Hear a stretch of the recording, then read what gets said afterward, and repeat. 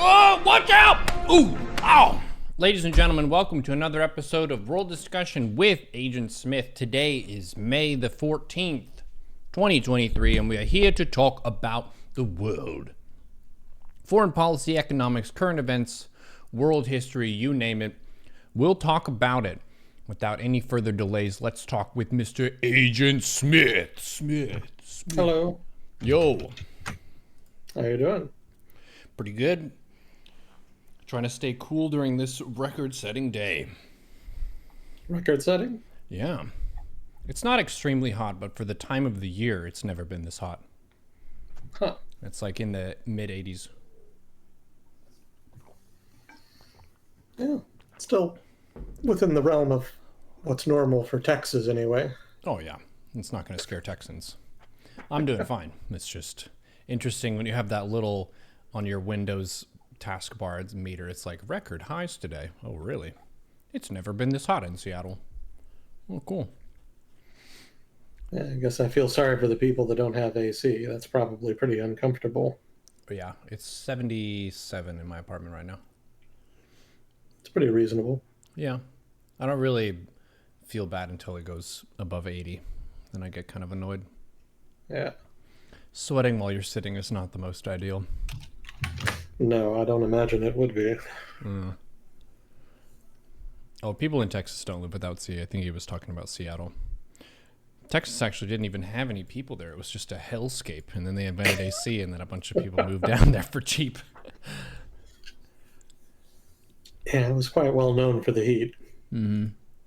I remember, I think it was General Sherman from the American Civil War. He was actually put in charge of the, I think there was different occupation regions in the South after the war, and he was in charge of the one that had Texas in it. And he had a famous quote in which he was complaining about just how hot it was in Texas. I think I know this one. If I owned both hell and Texas, I would live in hell and rent out Texas. I think that was it, yeah. Yeah. Which to people who don't quite get that, it means fuck Texas, it's way too hot. Yeah, it's quite uncomfortable. AC is definitely recommended. Yep. But yeah, stream has been good and stuff. My girlfriend Trisha visited for a week and we had a good time.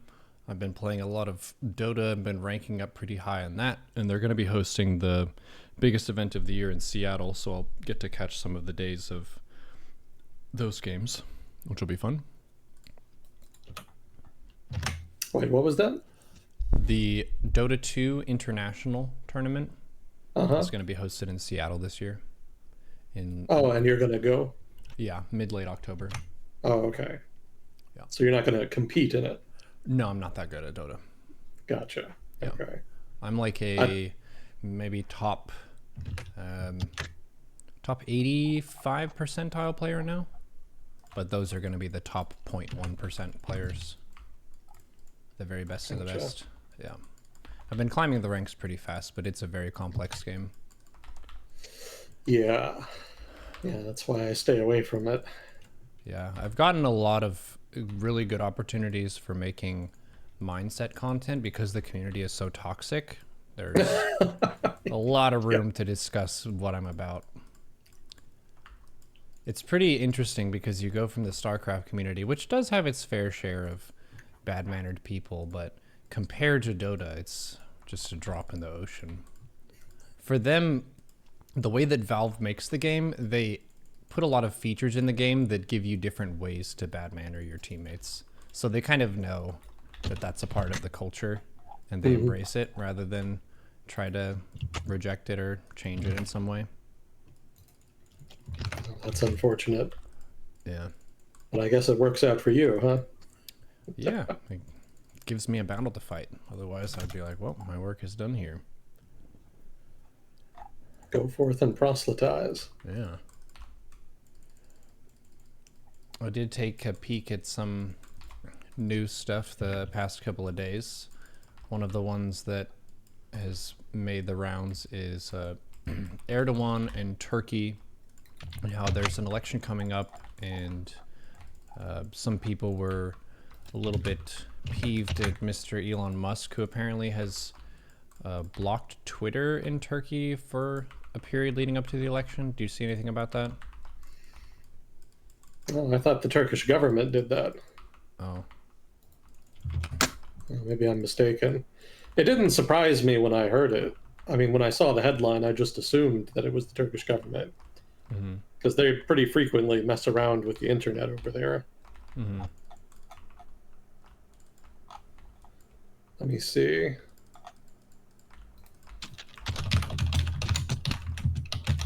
Twitter. Yeah, it was restricted in Turkey. Mm-hmm. Oh, wait, no, that's from February. Now we want today. But no, I haven't heard anything to that effect. But the Turkish government was kind of restricting access to the internet leading up to the vote. Mm-hmm. Yeah, Turkish elections are not really known for being like fully competitive. Yeah, You know, the nothing was government, fair. yeah, the government not infrequently takes steps like this to try to kind of influence outcomes a little bit. Yeah, I was listening to the BBC's news radio program, and they were making the point that while the elections themselves are not that competitive, people actually do still have confidence in the electoral institutions that oversee the vote. So, however the vote does come out, they do expect the government to respect the outcome. Mm-hmm. But as far as like the actual competition, you know, the actual campaigning, that's not happening on an even footing. Moss is saying in chat that the Turkish government said to block the opponents, and if they didn't, they would shut down Twitter, and then Musk complied with that. Yeah. I mean, that's not unusual, though. That's how they generally do it. They generally kind of throw governments pretty much everywhere approach social media companies with stuff that they say is in violation of this, that, or the other rule or whatever. And generally, social media companies will comply. They generally prefer to just try to respect local laws. You know, they're not out to set the world on fire for the most part. So yes, Elon Musk, in so much as he doesn't actually run Twitter at this point, though. Technically, he owns it, but I think he stepped down as CEO recently. He handed control over to some, I forget what her name was, some woman. The internet had a field day creating a bunch of, altered images of her face. But yeah, this isn't down to Elon Musk. This is just a Twitter thing, and they haven't really done it. They're not doing anything new here that they haven't done even well before Elon Musk took over. Oh, I see.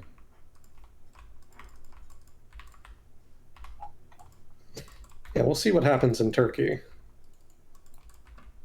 It seemed like people were saying that the opposition had a decent chance this time, but Erdogan has been in power for a very long time, so that seems unlikely. Well, I mean, they have a better chance than they've had probably in maybe 20 years, in a long time. Mm-hmm. So it is going to be competitive to a degree that it has not been in recent years. So they've got a decent chance, yes, but we'll see. I wouldn't write them off completely. Erdogan is a little bit weak right now. Exactly because he's been in power so long. He kind of can't deny that he and his party are at least partly culpable for some of the problems afflicting Turkey right now. If you're a new government in power to a degree, you can kind of assign blame for problems to previous governments. But if you've been in power for 10 years, 20 years, you can't really do that. Mm-hmm. So you do kind of have to take responsibility. And also, when you're the incumbent, you tend to get blamed for stuff that isn't your fault as well. Just because that's how politics works, right? If something bad happens on your watch, whether you had anything to do with it or not, you generally get blamed for it. Mm-hmm. So that's all kind of weighing against him. And there was the earthquake and the response to it that a lot of people didn't like. There's the management of the economy, specifically keeping interest rates low, which, again goes against sort of the orthodox approach to dealing with inflation in a country. So that's also aggravated people. It's reduced purchasing power in the country and pushed up prices higher than they would have been otherwise, significantly so. The overall economy hasn't suffered too much from that. It hasn't been crippling, but it hasn't been particularly helpful either. So, he's got some headwinds for sure. But I don't know whether or not it'll be enough, because even as bad as some things are, in the Turkish economy and in Turkish politics, uh, patronage networks are still probably more important at this juncture. You see that in a lot of developing countries. If the government screws something up, that can lose them votes, and generally does, but so long as they can continue to fund their patronage networks, it doesn't necessarily have too much of an impact on their ability to get reelected. Mm-hmm. And Erdogan definitely heads a very large, prominent patronage network that is able to significantly mobilize votes. It's a political machine of the kind that used to be very common in the United States, and which could be common again. We still have some, but we may be set to have a lot more, depending on how things shake out in the next couple of years. When did that era end in the U.S. and why? Well, to be specific, it never fully ended. Again, there are some sort of pockets here and there where you can still see political machines like that. But for the most part, most of America's political machines died out in roughly the 1950s. Mm-hmm. It wasn't something that happened all at once. It was kind of a transition that happened from the 1940s through the 50s into the 60s. The emergence of a very strong, prominent American middle class really did a lot of damage to patronage networks. Because one of the big things that patronage networks do is meet demand that is unmet, either in the economy or by the government, right? So if somebody needs money to do something, but they don't have then maybe the guy who heads the patronage network, a politician, can try to find a way to get you some, maybe start a program or whatever, or send some government money to some kind of relief program.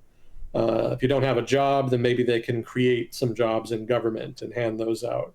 There's a lot of ways that a politician trying to maintain a patronage network can shovel funds into people whose support that he wants. So that all used to be very common in the United States. And if you're in the middle class, if you're kind of doing well, you don't really need that stuff. Mm-hmm. And so that style of politics becomes unpopular.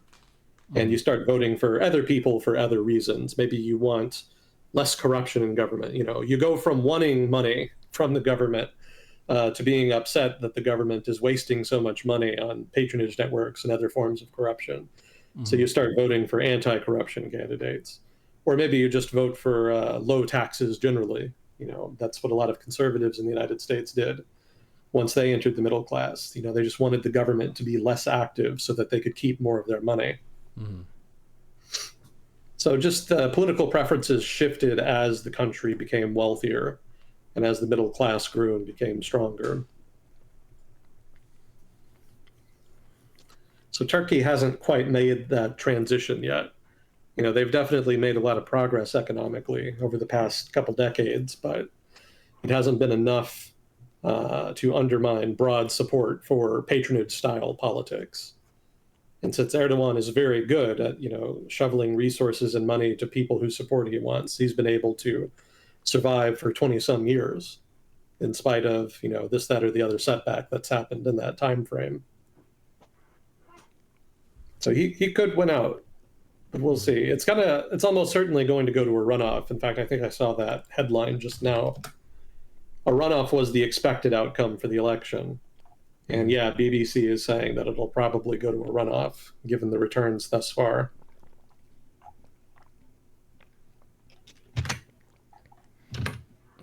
So patronage networks are good for the rich and the poor, but not as good for the middle? Well, I don't know about the rich. The rich kind of have more mixed opinions about it. I mean, if they themselves are the head of the patronage network, or if they got rich off the patronage network, then yeah, they'll definitely support it. But otherwise, they see it as just siphoning off money that was taken from them, because they, of course, provide a disproportionate share of tax revenue. And so they don't particularly like it when corrupt politicians waste it, from their perspective on, political patronage networks and other things like that. But yeah, middle classes generally don't like them that much. They tend to be pretty skeptical.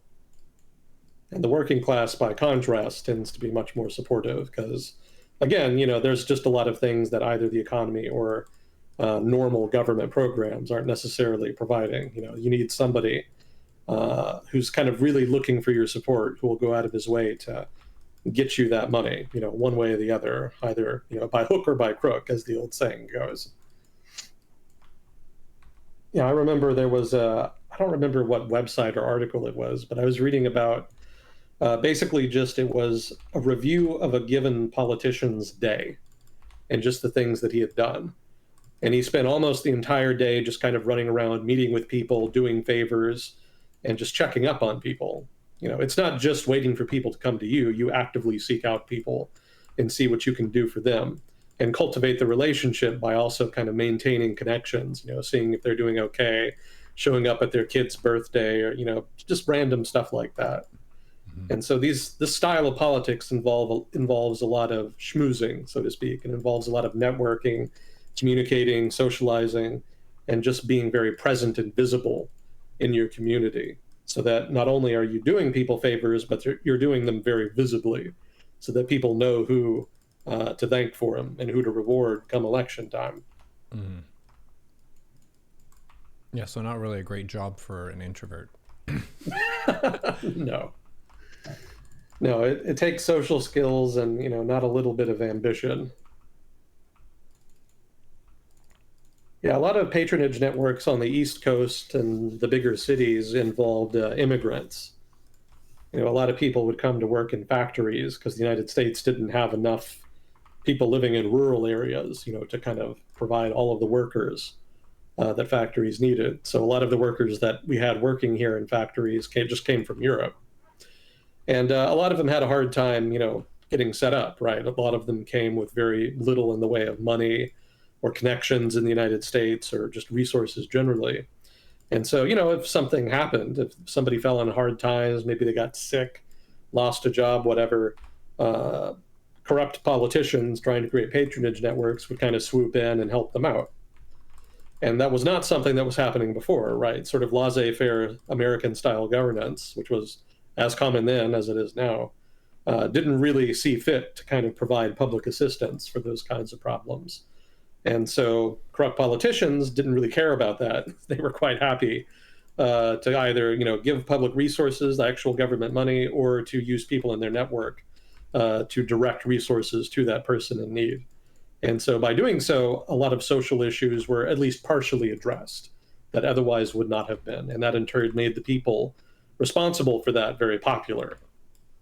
I remember there was one guy, I think he was in New York City, and he was well known for just being like very corrupt. He was a corrupt patronage politician. He was one of those kinds of guys, and he died. And during the funeral, just a whole bunch of people came out, from his community. Like all of these sort of poor working class people came out and lined the streets, and were very sad to see him go because he had done so much for them. But in the press, which was largely both manned by middle class type people, people with middle class backgrounds, and largely sold their newspaper to middle class consumers, the newspaper coverage was extremely negative. Like they really, really disliked that guy. They saw him as sort of an abomination, an affront to democracy, undermining liberal values, that kind of stuff. And you could easily see it today, with regard to something like Trump or Chicago political machines, or something like that. There's a very clear class divide there as far as the popularity of politicians with their working class constituents. Well, these kinds of politicians specifically, in their popularity with working class constituents, and then sort of the middle and upper class people who see them as undermining democracy. Yeah, so just being there visibly seems like a huge part of being a successful politician, because it makes, whether you actually do stuff or not, it makes it look like you care. Oh yeah, I mean you could find recent examples of that. Do you remember when that train derailed recently in what was it, Ohio, Yeah. Palestine, East Palestine, Ohio? Yeah. And it was this, it was a big accident, and there was all these chemicals and whatnot. And Donald Trump actually went there, and people were very pleased by that. They thought that he really cared and that he was sort of showing solidarity with the locals there. And Joe Biden did not do that, for which he was, pilloried Mm-hmm. both locally and in the press. So yeah, it's very much a viable strategy. I mean, you can kind of poo-poo it and say, "Oh, it's just for show. It's just about optics. It's just bullshit." And really, all of that is true, but it doesn't matter because it's good politics. It's very effective. People are more inclined to give you the benefit of the doubt as far as caring about them if you actually show up in person than if you don't. So Mm-hmm. that does give politicians who are visible and show up a big advantage.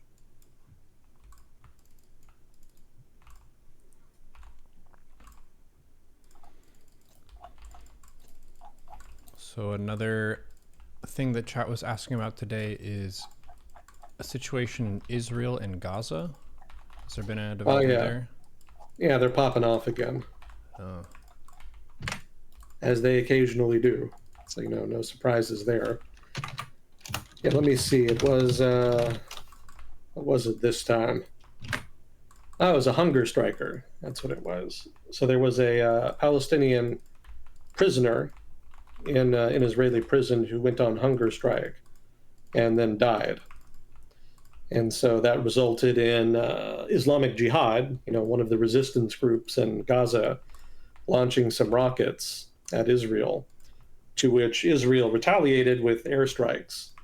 And I think that was like a week or two ago. And so since then, there's been an escalatory spiral where the Palestinians send more rockets and then the Israelis respond with more airstrikes. Mm-hmm. Tit for tat then. Yeah, exactly. So what the Israelis were saying, there's been more than 460 rockets fired out of Gaza recently. And that's an older article from earlier. So that's probably a much higher number by now. And the Israelis say they've in turn retaliated by hitting over 130 militant targets in Gaza, which apparently is the heaviest fighting in 9 some months. What are So the jihadis attacking? nothing in particular. They just fire rockets into Israel generally. Just The generally rockets shoot they. them that way. Sorry, what? Just generally shoot them that way. Are they like dumb munitions, so they can't really Yeah, aim they're them? dumb. Yeah, they don't have the kinds of technology to build smart munitions. They're just very unsophisticated, old school, dumb rockets. Mm-hmm. They actually build them in Gaza. The parts are smuggled in through various networks, frequently funded by Iran, and they actually construct them in underground workshops and then store them for eventualities like this, basically. Hmm. Yeah, it's not a particularly effective weapon. Most of them have been shot down by Israel's Iron Dome system, which is specifically designed to shoot down sort of low level rockets like that. But it's more about the principle than anything. They're not looking to destroy Israel by rocket. They're just kind of trying to send a message. Yeah. For Israel, I guess, and this is just a general question, if someone is going on hunger strike and they die, like you were trying to feed them their rations or whatever if they're a prisoner and they're refusing them. So, not really sure. I guess it successfully riled them up, but yeah, it's a weird time to activate shooting them.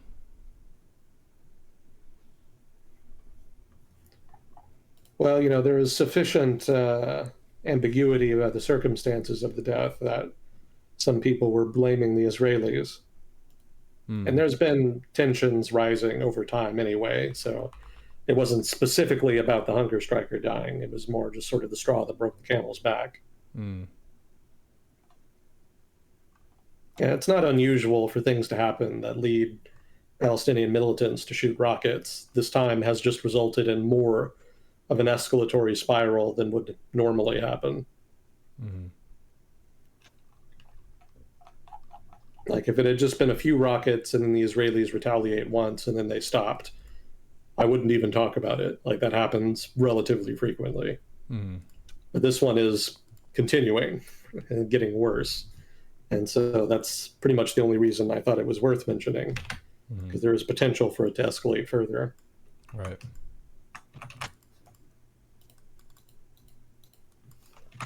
Yes, 6 dead, 45 injured thus far in Gaza as a result of airstrikes. And I think there was one death from a Palestinian rocket today, or maybe yesterday, Mm-hmm. fairly recently.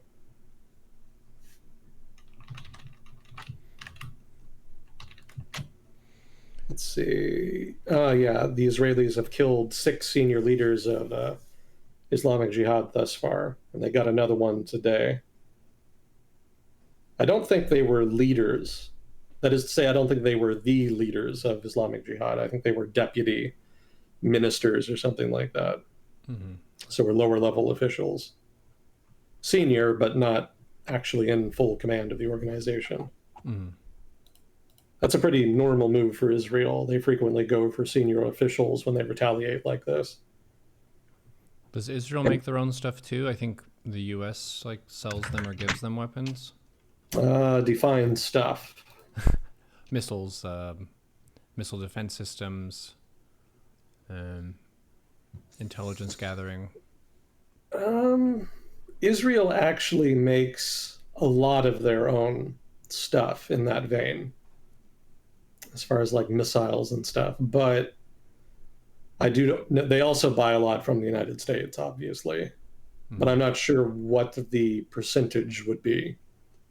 Like how much indigenous stuff that they use versus imported.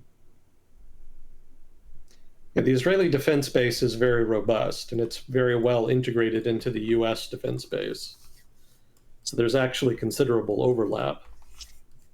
You know, parts for weapons that are not necessarily themselves thought of Israeli may easily have a number of Israeli parts in them. Mm-hmm. And vice versa. You know, again, the defense bases are very sort of interlinked, significantly so. Yeah, a lot of Israel's, well, they use the Apache, for example, right? The American attack helicopter. So that's obviously imported. Mm-hmm. And they use Hellfire missiles, which are also American. But then they also have produced their own tank, the Merkava. And they also, at one point, produced their own aircraft, the Kafir. I'm not sure how that's pronounced. Although that was basically just a stolen Mirage, effectively. They had been buying planes from France, but then this was like back in the 60s, 70s. They had been buying planes from the French, but then the French cut them off. And so the Mossad stole the plans to, I think it was the Mirage 3, and then they just built their own version of it and called it the Kafir. So that's kind of both imported and indigenous in a way, Mm-hmm. depending on how you want to look at it. Yeah, they definitely specialize more in, I think, high tech stuff. So, you know, some of the more sophisticated equipment, for example, the Iron Dome missile system itself, that's indigenous. Uh, but I think for some of the less sophisticated stuff, they tend to lean more on imports. Mm-hmm.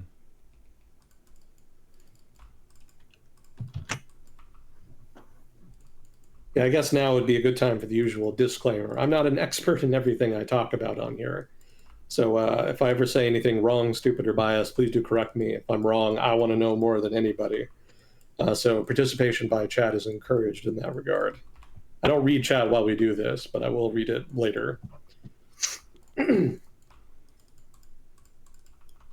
So yeah, if anybody knows exactly how much, or at least roughly, how much Israel imports, well, I should say the Israeli military imports as opposed to just builds itself, you know, let us know. I'd be curious.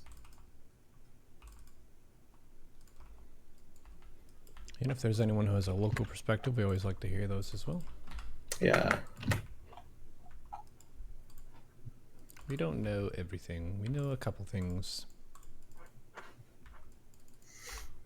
So they'll probably kind of fight for a while and then they'll just quit. There's several examples like this that have happened over the years. So this one isn't really any different. As is tradition, then. Yeah, we've talked about the Israeli-Palestine conflict many, many times on World Discussion. It's one of those things that's kind of an always has been situation, it feels like. Yeah. Yeah, they're kind of stuck in an equilibrium right now. Nobody likes being in this particular equilibrium, but nobody knows how to get out of it either. So they're just kind of stuck. So we see these sort of recurring incidences of violence that flare up periodically. Yeah. Yeah, it's a series of reprisals too, because one side strikes the other and takes damage, and they're like, well, now we have to get revenge, and then it keeps going.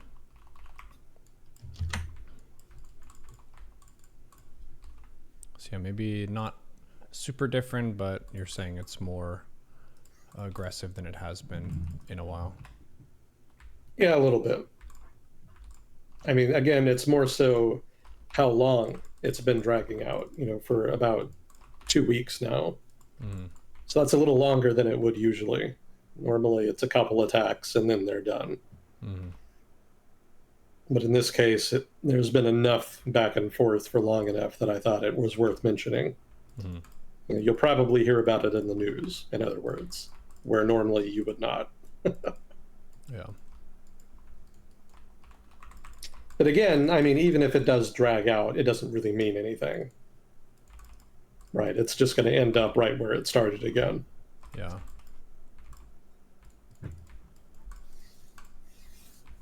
Do they ever have like phases of trying to de-escalate, get peace talks and stuff going? I mean, there's been intermittent efforts to get the Palestinians and the Israelis to negotiate for decades. So, it's not uncommon for outside players to try to kind of slide in and mediate some kind of agreement, but it very rarely works out over the long term.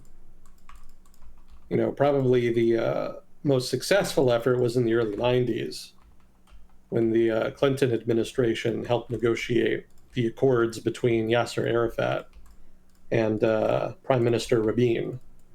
I think that's what his name was, in Israel. And that lasted for a while, but then it kind of imploded over time and eventually was pretty much dead during the 2000 Second Intifada. So since then, there's been, efforts now and again. The Bush administration tried, the Obama administration tried, the Trump administration tried, but none of those efforts ever really went anywhere. They didn't result in substantive agreements that moved the needle in terms of peace. I don't think the Biden administration has even bothered, at least not yet, not to my knowledge, and they probably won't. The impression I get from Joe Biden is that he's fairly cynical as far as a lot of foreign policy issues. Like, if Russia had actually rolled over Ukraine, I don't know how much he would have really done about it. So I think he looks at the Israel-Palestine conflict as just a running sore in the region that the United States is not in a position to do anything about. Right. More of a pragmatic approach of, if I don't think we have a good chance of changing it, then we're not going to exert any effort that way. Yeah. Yeah, it's not going anywhere. I think one of the an insightful article I read about the subject of Israel-Palestine, I think it was in FP back in the day, Foreign Policy Mag. And, one of the lessons that they talked, the author was an experienced diplomat, and they were talking about, some of the things they'd learned over their career, specifically vis-a-vis Israel and Palestine. And one of the things they noted is that, if two parties for which you're trying to mediate do not want peace, you cannot make them come to an agreement. Right? You can mediate all you want, but if the two parties are fundamentally unwilling or unable to come to an agreement, then you can't force it. Right? It has to be something that's initiated by them. So that's the big problem as far as Israel-Palestine, because there are various actors on both sides that are not really interested in a substantive peace deal. Because there are things they want. Some of the radical Palestinians want right of return, which isn't going to happen. And then some of the radical Israelis, specifically the settlers, basically just want to occupy and settle Palestinian territory and eject the Palestinian population. So, so long as people like those guys have a substantive voice in the politics of Palestine and Israel, it's unlikely that there's not going to be a lot of change in the relationship. But at the same time, there's enough international pressure as well as domestic resistance to those radicals that nobody can really impose their preferred solution, or at least their preferred radical solution. And so that brings you back to that uncomfortable equilibrium that I mentioned, right? Nobody knows how to get out of it right now, given the balance of power within and between the different factors, the different factions, rather, in Israel and Palestine. So if you're a mediator, not much you can do about that. Some governments have made the effort, but at this point, it kind of seems like a lost cause. There's going to have to be some other structural shift within either Israel or Palestine, if not both, in order for that equilibrium to change. Structural as in government shift? Probably political. So yeah, government, basically.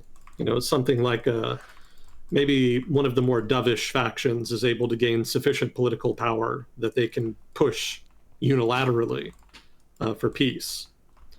Preferably both sides would have that happen at the same time. That would maximize the likelihood of success. Or maybe the opposite happens. Maybe one of the hawkish factions gets powerful enough that they can impose a radical solution and solve the conflict that way. People probably won't like what that looks like, but it would technically resolve the issue.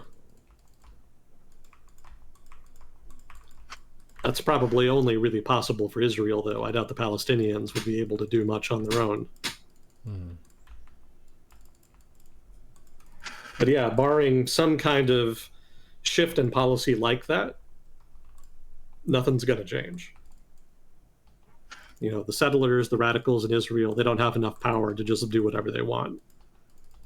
So they're handcuffed. But at the same time, the dovish people in Israel, what few remain, they're not powerful enough to just stop them completely either and just push, for some kind of resolution. At this point, a lot of people in Israel are skeptical whether a resolution is even really possible. Hawkish sentiment is very common in Israel. Not so much so that the settlers and the other radicals can kind of just have their way, but peace is an unlikely prospect. A lot of people in Israel just don't think it's even possible. Yeah. Well, I think there's a really big ideological divide and a cultural divide, because you're looking at people who are different ethnicity and different religion, and also it's not a symmetrical conflict where the two sides have basically equal level of military. It's like Israel is the super advanced one, and Palestine has much more limited technology for their military, so it's not really an even playing field in that sense. And that does cause Palestine to do suicide bombings and stuff like that are very people would consider to be bad tactics. Asymmetrical warfare. Yeah. Well, part of the problem is that the conflict was not always asymmetrical, right? It was not always the case that Israel was this big power in the region. It used to be that Israel was, fairly undeveloped. It took them a long time to get where they are now. For the first couple decades after independence, the Israeli economy was on much more shaky ground than what it is now. It was a lot more agricultural. It depended a lot on government activity and maybe not interference per se, but government assistance. Communes were very common and were an important driver of some of the early development in some areas. So it took a while, and the point there is that when it was still on a more even keel, that is to say, the conflict, when both factions, both sides were still relatively, I emphasize, equal in power. The mentality that sort of produced was more that of a tribal conflict. We think of tribal conflicts as being something, prone to, say, Africa or maybe parts of the Middle East. But we don't necessarily think of the Israeli-Palestine conflict as a tribal conflict. But it actually started as a tribal conflict. That was sort of the origins of the unrest in the early 20th century. So yes, it's true that the Israelis have become much more powerful, but they still kind of carry that mindset with them. That's very common, and that's very hard to shake. They don't really see themselves as being like a powerful, wealthy country that is just lording over these poor, oppressed peoples in Palestine. They see themselves as winning a tribal conflict that started 100 years ago. And they think people who kind of complain about that and criticize them are being unfair. They see the critics as complaining about them not losing, which doesn't make sense to them. Why take our foot off the pedal when we're ahead? If we do, then our enemy is just going to take advantage of it. So, changing that mindset and changing the perspective of Israelis on the conflict probably is another kind of structural change that would be necessary. But that's pretty unlikely, especially given all the violence over the past, 10, 20 years. The Gaza pullout alone did a lot of damage.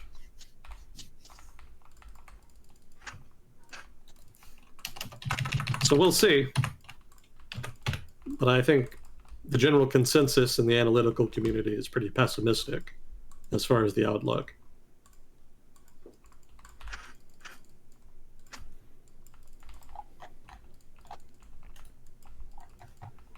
Yeah, Israel really didn't have like a modern economy, or at least a rapidly growing modern economy, until probably roughly the 1980s or 90s. They implemented a number of reforms in that period that ended up being very, very successful. And they've been growing ever since, pretty much. What kind of reforms did they make? Part of it was just privatizing parts of the economy. Before they had been using a more statist model, just by necessity.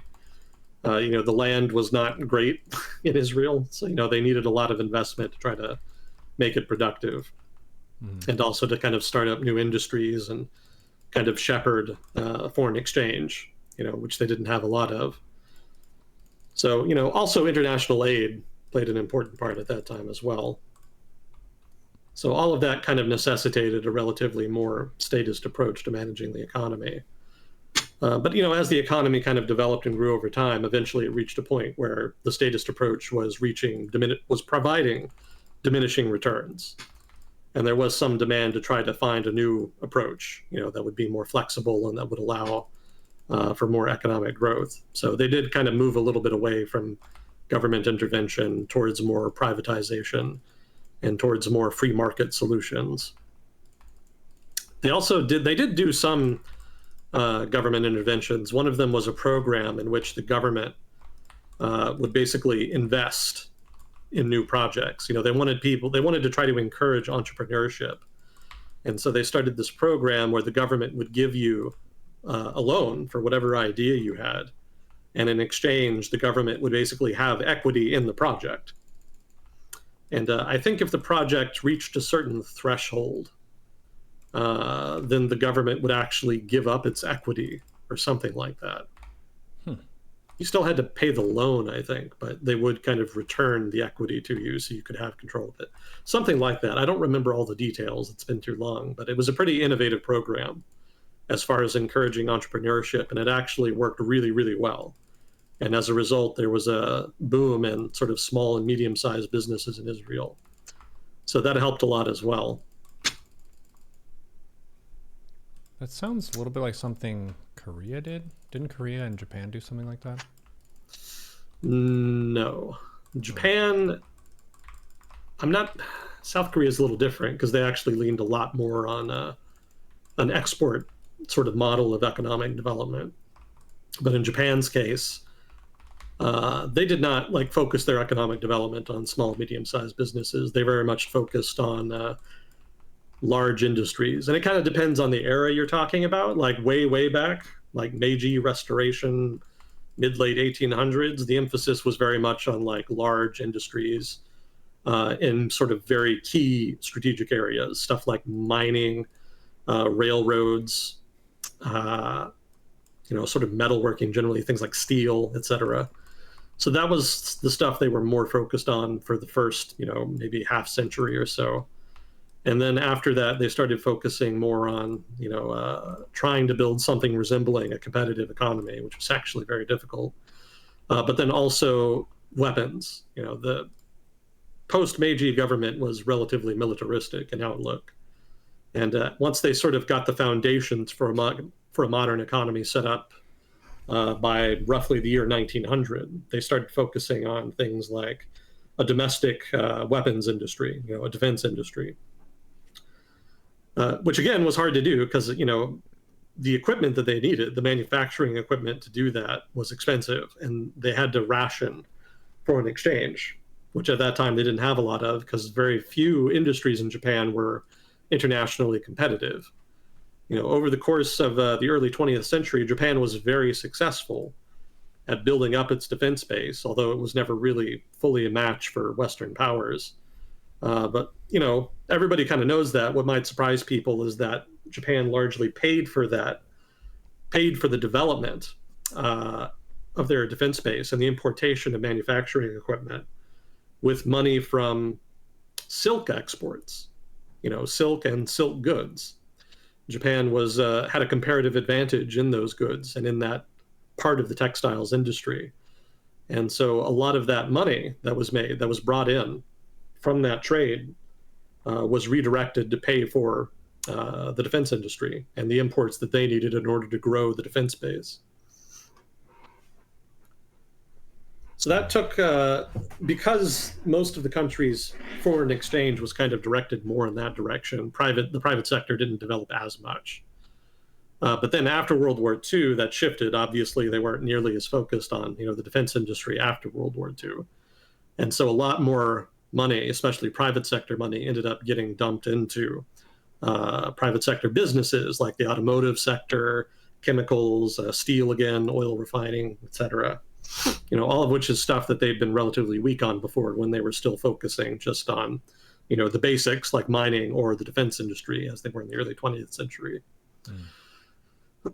So, I mean, in the 70s, they did kind of focus more on stuff like robotics in response to the oil crises. They were looking for innovative new technologies that would kind of help them adapt to the new circumstances. But even then, I don't think they ever really supported small, medium-sized businesses that much. So I think the relationship between the Japanese government and the private sector has been predominantly one of cooperation between Tokyo and what they used to call zaibatsus. I guess they're not zaibatsus anymore. Technically, they were dismantled. But the largest Japanese companies and conglomerates have a very tight relationship with Tokyo. So that's been more their focus as far as economic development and industrial policy. And those would be like the really recognizable brands that we would know, like Kawasaki, Mitsubishi, like. Yeah, you would know them for sure. Yeah, they have a lot of brand recognition. They have moved a little bit away from that, in recent decades, but for the most part, as far as I know, they have not invested a whole lot into SMEs, small, medium-sized enterprises. South Korea has not done that either, but they've kind of taken a different approach. Have you ever heard of the cabals? How do you pronounce that? How do you spell it? It's also a good question. I want to say it's No? All right. Let me ask Google here. I thought I knew, but apparently not. Oh wow, I'm getting it so wrong that Google has no idea what I'm talking about. Chaebol. There we go.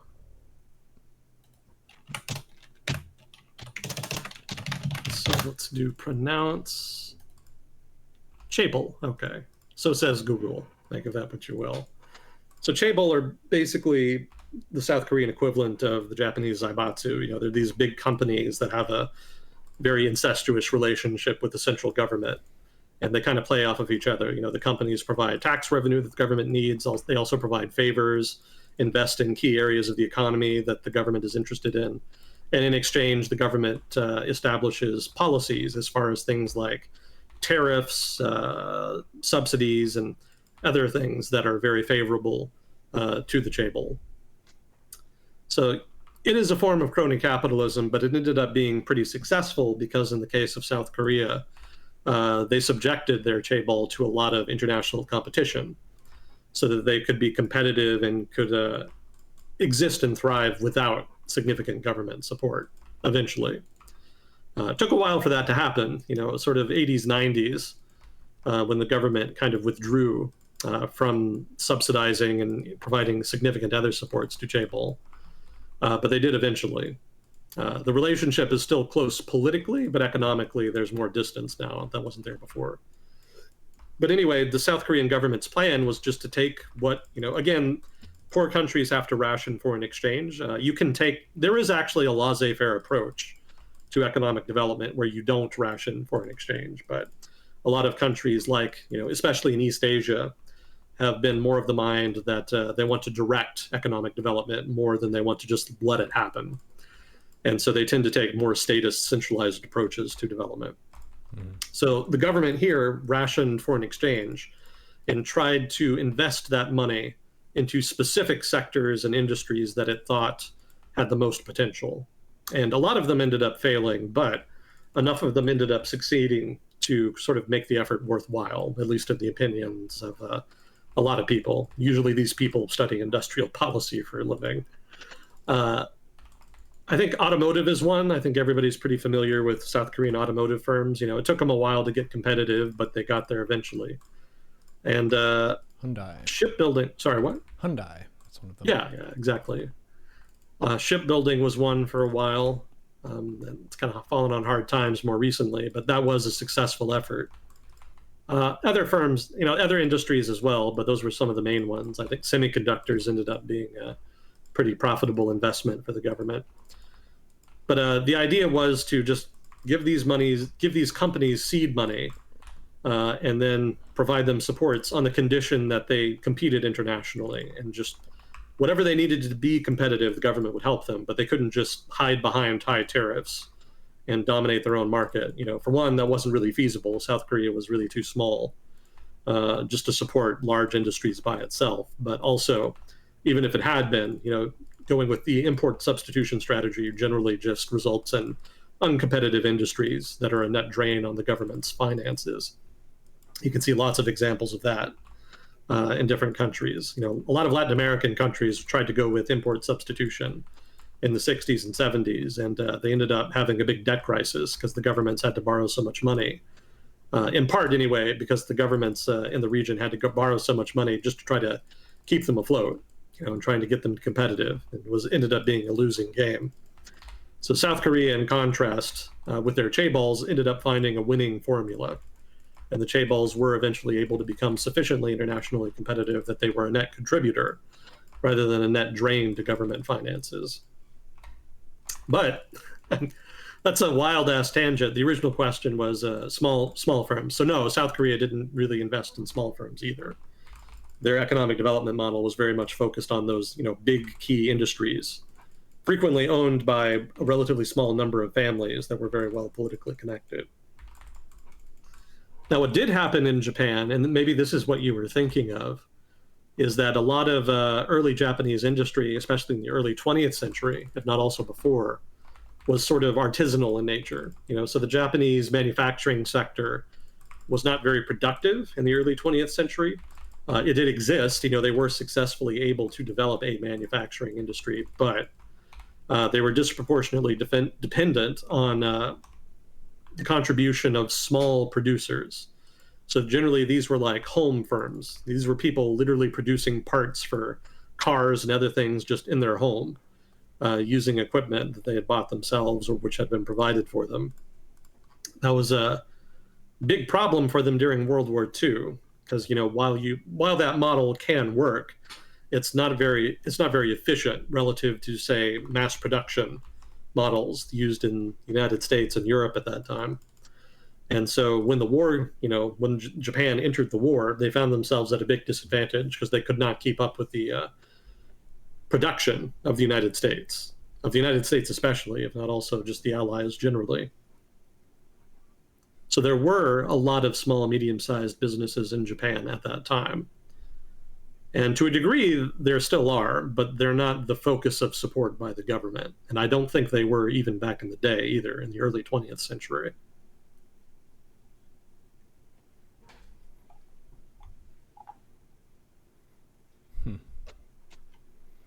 Yeah, it is an interesting balance of like how much you want the government to intervene or intermingle with companies, because they can provide a boost, but also if they become overly controlling, they can inhibit growth. So you're trying to find that right amount of stimulus where they can expand and benefit the country as a whole without being strangled by the government. Yeah, it's a difficult balancing act because, pretty much every stage of the process has opportunities for corruption of one kind or another.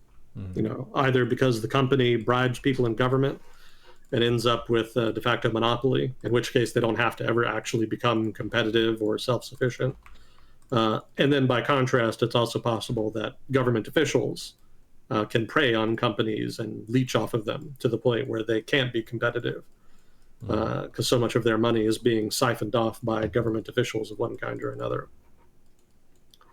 So, having a positive, fruitful relationship between the private and public sector is an important part of economic development. It's very difficult to do otherwise. Really, it almost just comes down to having people who want the project to work, the project of economic development, and explicitly resist the temptation of being corrupt.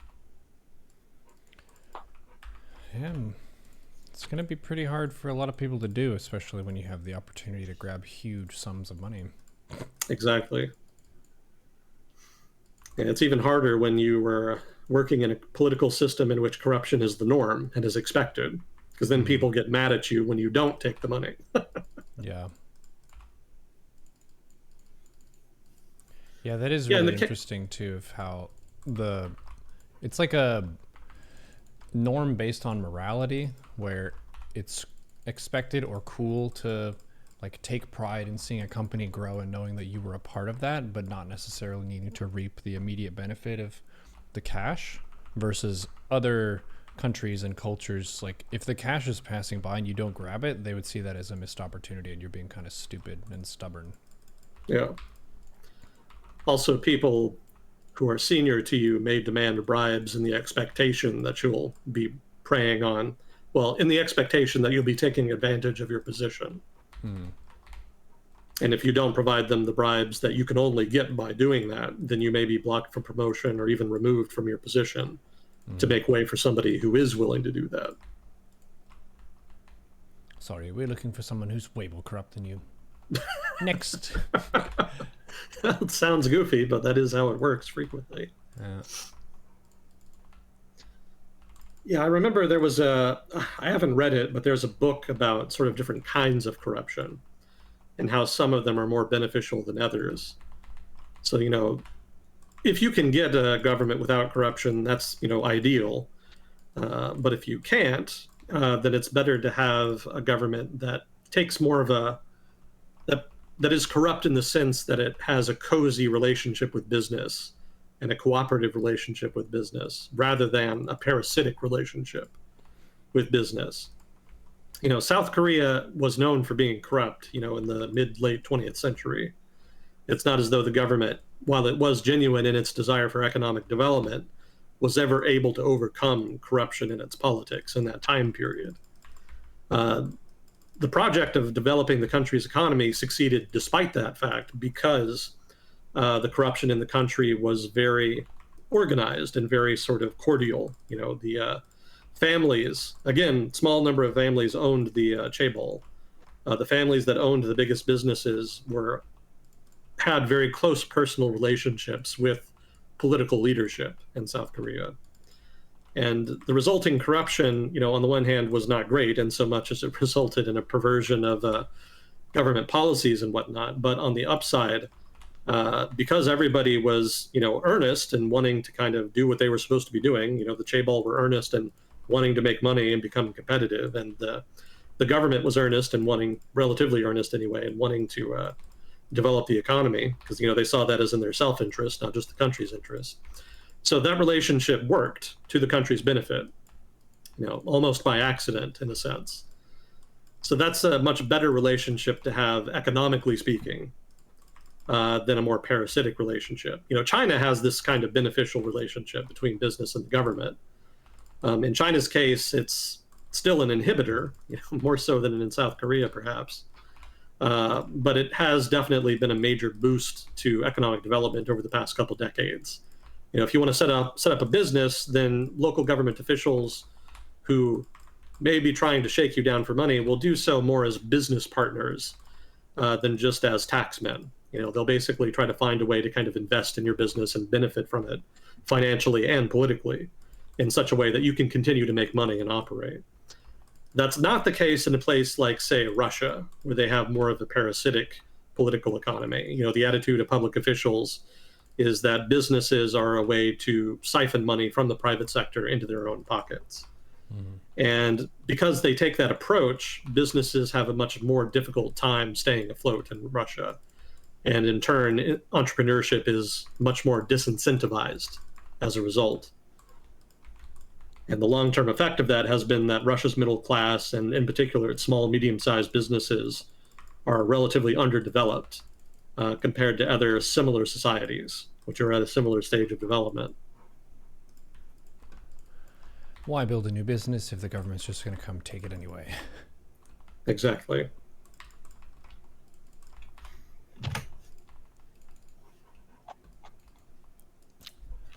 Another question update that people asked about earlier, this one from Broken Helix, was Sudan update.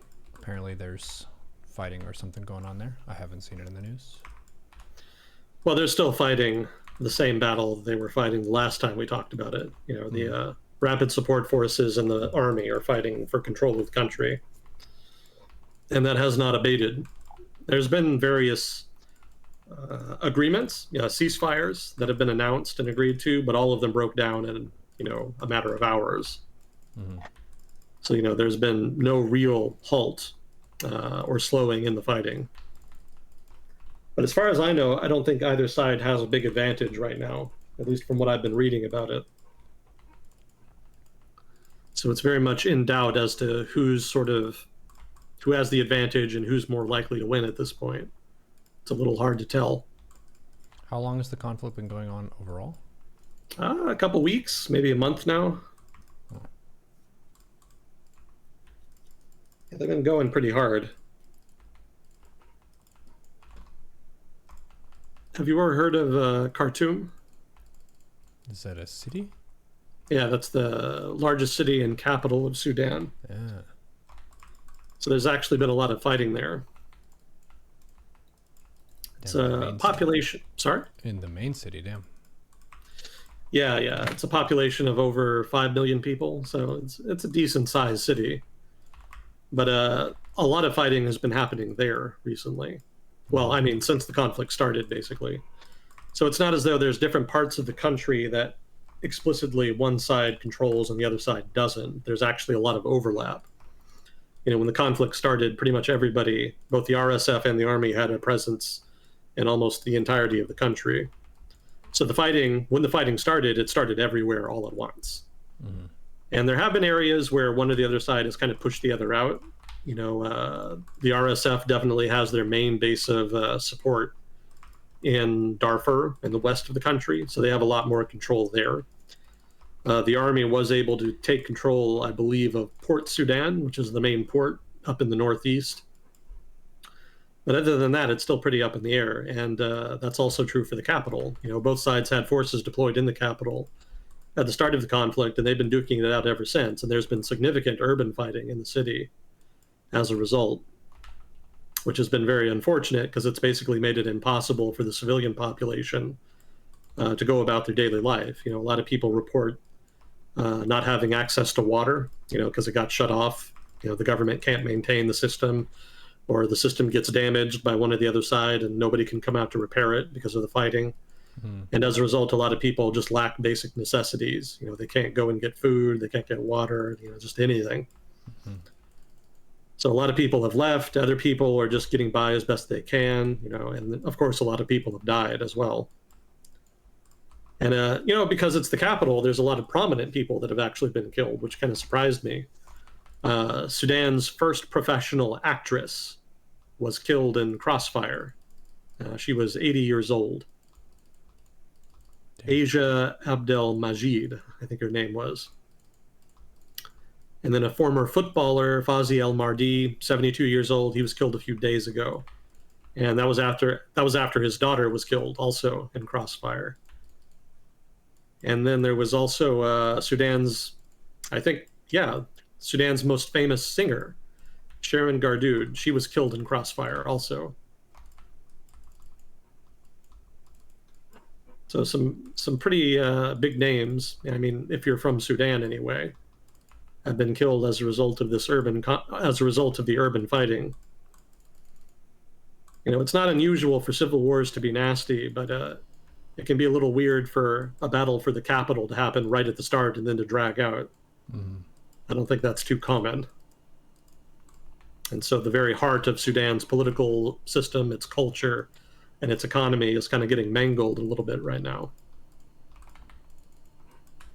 So it might be very difficult as a result for the country to recover when the fighting stops, rather. It's worth mentioning here, too, this is something I found out more recently. I had thought at the start of the conflict that the rapid support forces were relatively weak compared to the army, and I was expecting them to kind of come to some kind of agreement, some kind of peace deal in a few weeks that would involve power sharing. I thought the conflict was just more about posturing and trying to maneuver into a better position in the negotiations over power sharing.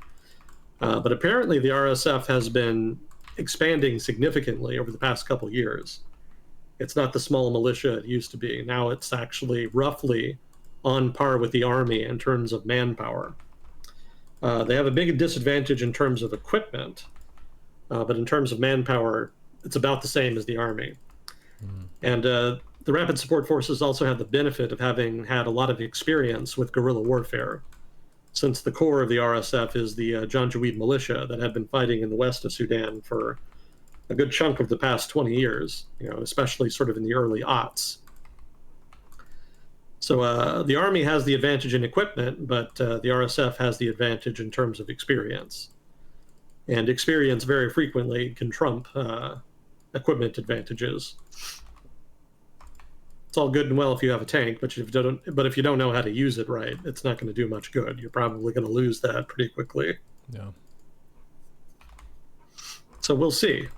I think one of the consistent themes I've seen in the reporting is that airstrikes are another big advantage for the army. They've been hitting targets sort of all over the place in Khartoum, trying to dislodge the RSF. I also read that one of the RSF's strategies is just to try to hold up in Khartoum as long as possible, because urban fighting is very difficult, even for like a large, modern, professional army, let alone for one that's relatively underfunded, like Sudan's army is.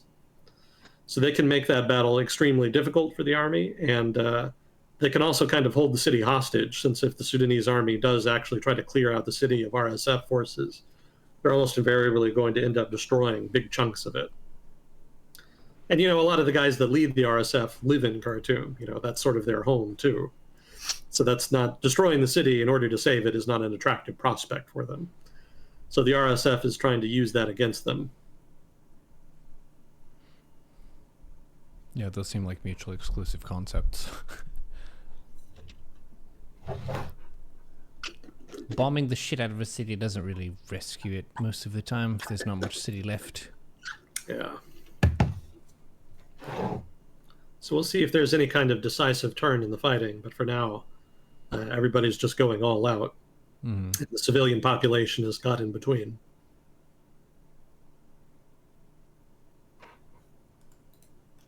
Chad is asking if the conflict started because Russia's going to open a military base in Sudan. No. I've read about that. Yeah, the Russians were negotiating with the Sudanese government just open up a military base on Sudan's coast. Mm-hmm. But after the coup overthrew Omar, what's his name? Omar Bashir, whatever it was, the dictator of Sudan, back in 2019, the new government, the interim government, put that agreement on pause. They didn't scrap the agreement over the base completely, but they have delayed it interminably to the point where it's kind of de facto scrapped. Hypothetically, they could start honoring it again. They could actually allow it to go forward, but it's not clear whether or not they will or if they even want to. Almost certainly the United States would probably do something, probably something they wouldn't like. I don't know what, but I imagine they would prefer to avoid the pressure that allowing the Russians to set up a naval base there would entail, Mm-hmm. especially given that they're in the middle of a civil war right now. But even before the war started, it didn't seem like it was a big priority for the government. Mm-hmm. They were happy to receive some Wagner forces, some training for military forces, and other forms of political support from Wagner Group. But beyond that, it doesn't seem like they had any sort of overarching desire for a strong strategic relationship with Russia. Mm-hmm. The cost benefit didn't really quite work out there. But yeah, there was a base in the offing. There were negotiations about it, but that's not what the conflict was about. The RSF and the army have been at odds for a long time now. Even going back to when the dictator, Omar Bashir, when he was still in power, the RSF was sort of a rival of the army even then. In fact, that was why the RSF was created.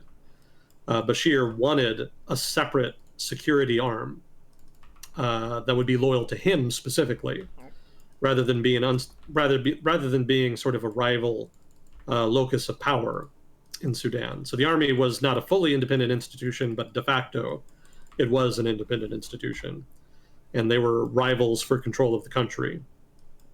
And Bashir didn't like that, so he created his own personal army, and that's what became the RSF. So they've been rivals for decades now. It's not new. The reason that they popped off recently is just because it was looking like there was going to be an agreement, well, negotiations at least, over a transitional government. Because that, of course, was one of the fallouts from the 2019 protests that overthrew Omar Bashir. There was a coalition government that involved representatives from the army, from the RSF, and from civilians of one sort or another, basically activists. And they were going to have a 4-year transition in which the first 2 years would see Sudan governed by a general from the army, and then after that, it would be governed for 2 years by a civilian, a representative from civil society. And about 2 years in, the army decided to scrap that, unsurprisingly.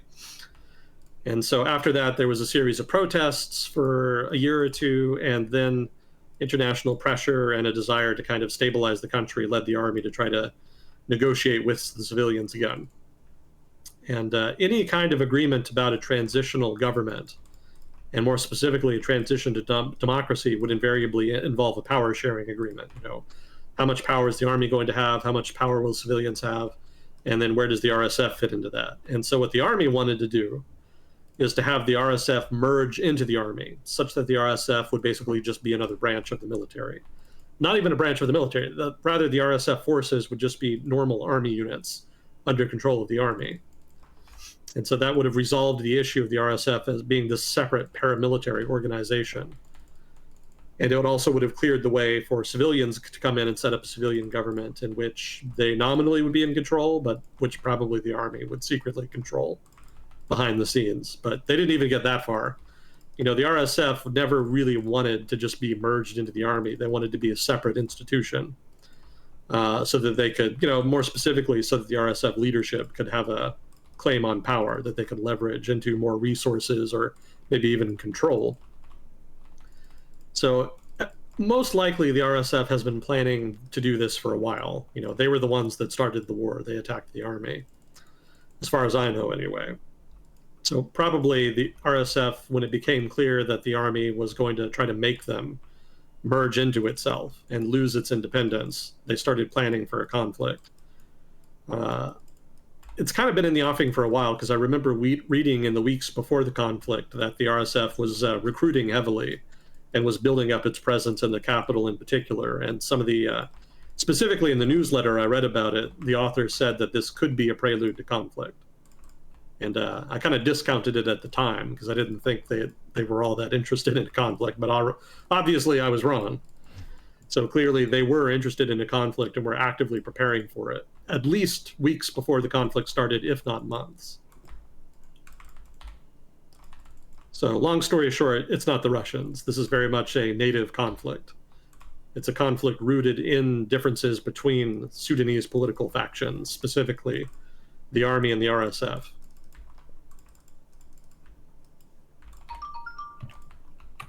Hello.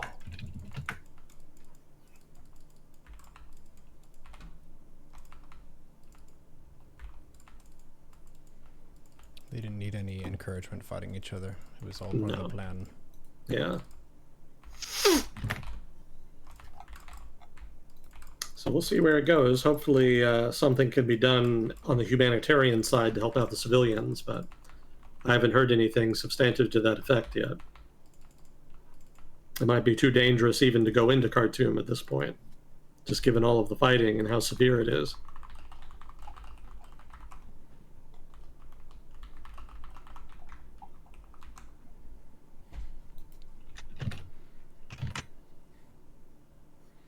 Did Agent Smith do a Ukraine update today? Not yet.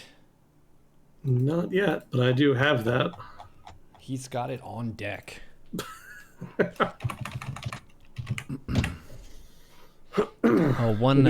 Before we get into that, one fun thing that we did yesterday on stream, it's not related to Sudan or Ukraine. We looked at different toxic gamer behaviors and we put them into tiers based on how evil they are and how kind of upsetting and negative they are to other people. And this last opponent that I just faced during this match and discussion that we're having, manner paused me when they were beating me, which means as you're about to win, you're kind of in a position where victory is impending. They will pause the game and then unpause the game and then pause the game and then unpause the game and then pause the game and then unpause the game, just to kind of rub it in and disrupt the action to upset a person. And that was rated the top tier of toxic behavior, along with recommendations of self-harm and slurs. And the reason is it disrupts the game flow of a real-time game, and it's against tournament rules for any professional event. So pretty nasty behavior, but you always get that little extra feeling of serving justice when you beat a player like that. Yeah, people are very inventive when it comes to finding ways to fuck with other people. Yeah. Seems like there's always some new way to do it. Yeah. This way has been around for a bit. But normally people who are in the scene and known by other people don't do it, because if you show up in an event and you're that person, it's just very awkward because you're clearly a villain and no one likes you. Sounds like an excellent argument in favor of single-player games. Could be, yeah. Be careful bad-mannering those robots, though. As they gain sentience, they may remember your actions. Yeah, they'll come after you. AI is progressing pretty rapidly now, it seems. Yeah, actually, this is a thing that you might know something about, or at least have friends who have a take on it. I've heard that some college professors, probably not for like a PhD dissertation, but say for people working on their bachelor's degree, they'll just feed ChatGPT whatever their assignment is and then get an essay. And it's really hard to tell the difference because it's pretty good. Yeah. Yeah, I haven't heard anybody in my sort of circle or network talking about it, but yeah, I have seen some people complaining about it. It's I mean, I think one analogy I read online was that it's sort of like calculators and teaching math. You want people to be able to do the math themselves, but realistically, you also need to be able to teach them how to use calculators and other sort of software Mm-hmm. to do math, because that's how they're going to end up doing it. So there may be something similar in the cards for things that have historically been more creative and more focused on, writing. So yes, it's good to be able to write your own stuff, and they need to have, they need to continue to do that. But more likely, they're also going to have to make room for teaching people how to use AI to write well, since it is just so efficient that there's going to be a lot of writing done that way in the future. Yeah. Well, that's hilarious though. Joseph Rove in Twitch chat is saying that one of your friends is a professor, and apparently they feed suspicious papers back into Chat GPT, and they've been catching people like crazy. Okay, so I guess if they know, you can feed it back into it and figure it out. Ah, interesting. There's an anti-cheat box. Oh, that's pretty crafty. Lazy students despair. Yeah. The lazy student archetype is a timeless one, though, and I'm in that category. I was absolutely the kind of student who I set a bar for myself for grades, and it was like if I make low A's, I will be satisfied, and beyond that, I will play video games and hang out with friends. So it was like doing whatever it takes to get that score, and if I ever got high A's and I was ahead of the curve, that means more video games, and if I ever fell behind the A's, that means we're gonna hold back on the World of Warcraft for a little bit until we fix this. There you go. So I can empathize or sympathize. Well, I respect your time management that you can kind of scale it up and down at will like that. Yeah.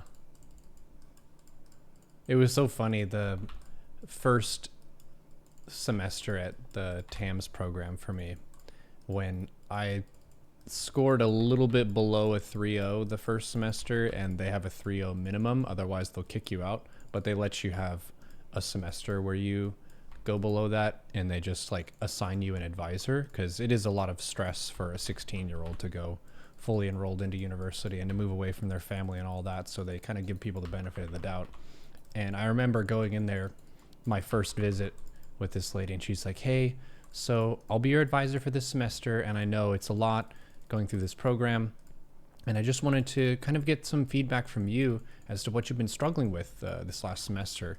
And I was like, ma'am, I'll be honest with you, I've been playing entirely too much World of Warcraft, and I'm planning to take off this semester and not do that. And she was like, oh, okay, well, I'm glad you've become aware of that for yourself. There you go. Yeah. My roommate actually ended up getting kicked out because he had the same problem, also played a bunch of World of Warcraft, but he couldn't moderate himself at all. So Really? yeah, there would be like a huge exam coming up, and we're like, hey, we need to cram. Let's go cram and study together and stuff. And he was like, no, I need to play more video games. So it is pretty difficult to manage that. Yeah, self-restraint is a skill. Mm. If you're compulsive by nature, that can be very difficult. Yeah. Not that I would know anything about that.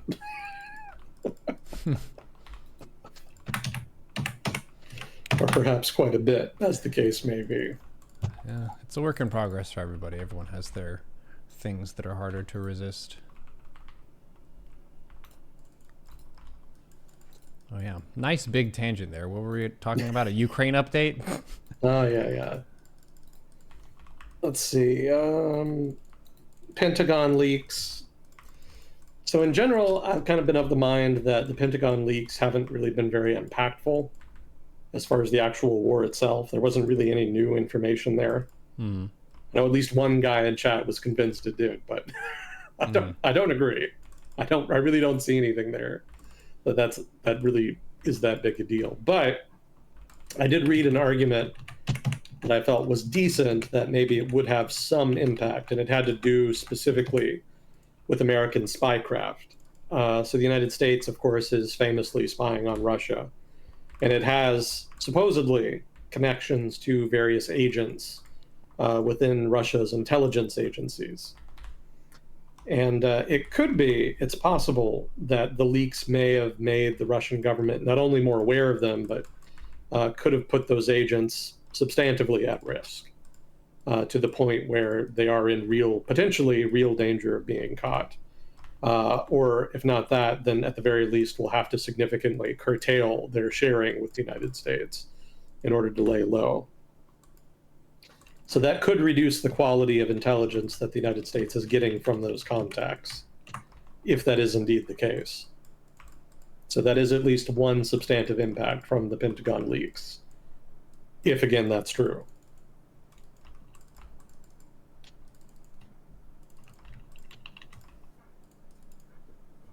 Oh, did you see the drone strike in Moscow? I did not. Yeah, so the Russians released this footage of a drone supposedly striking a government building in the Kremlin itself, which is where, the Russian parliament and the president are. And so, they kind of tried to make it out to be that, well, they tried to assert that it was Ukraine that had done it, but it seems unlikely. For one, the drone didn't hit anything. I mean, well, I should specify that it was some kind of loitering munition more so than a drone, basically a suicide drone. Mm-hmm. But it basically seemed to be going for the flagpole at the top of the Parliament building, which is a weird target to go for, of all things. You can see in the footage the drone approaching the top of the dome on the Parliament building, and then it explodes, and really doesn't seem to have done much damage to either the flagpole or to the dome. So that made a lot of people pretty suspicious as to whether or not the attack was actually Ukrainian, and that perhaps it may have just been the Russians trying to come up with some new propaganda bullshit that they could push. I did see some people saying that it might be a third party, that it could have been, say, some kind of Russian group that wanted to send a message to the government, or maybe somebody else even. But really, at this point, we don't know who it was exactly. That is yet to be determined. If I had to guess, I would say probably the Russian government did it. Just because if you're Ukraine, then why do that? Like, if you're going to send a suicide drone into Russian airspace and hit a political target, why blow up a dome on top of the Parliament building? That just accomplishes nothing. So there was a day or so of drama about that, and then it went away. It sounds kind of like a V for Vendetta reference. I'm not sure. Yeah, possibly. Well, maybe if there was a scene like that in the movie. I don't recall anything off the top of my head, but it could be. I can't rule it out. Let's see, there was some fuel storage facilities that caught fire in Crimea. Oh, sorry, Crimea and in southern Russia, specifically. So this is another example of something that we don't entirely know the cause of, but the suspicion is that it was sabotage. And then there were also two separate explosions in Bryansk, which is a Russian oblast next to Ukraine, that resulted in freight trains being derailed. There was also another explosion in Leningrad Oblast where power lines were destroyed by what is suspected to have been an explosive device.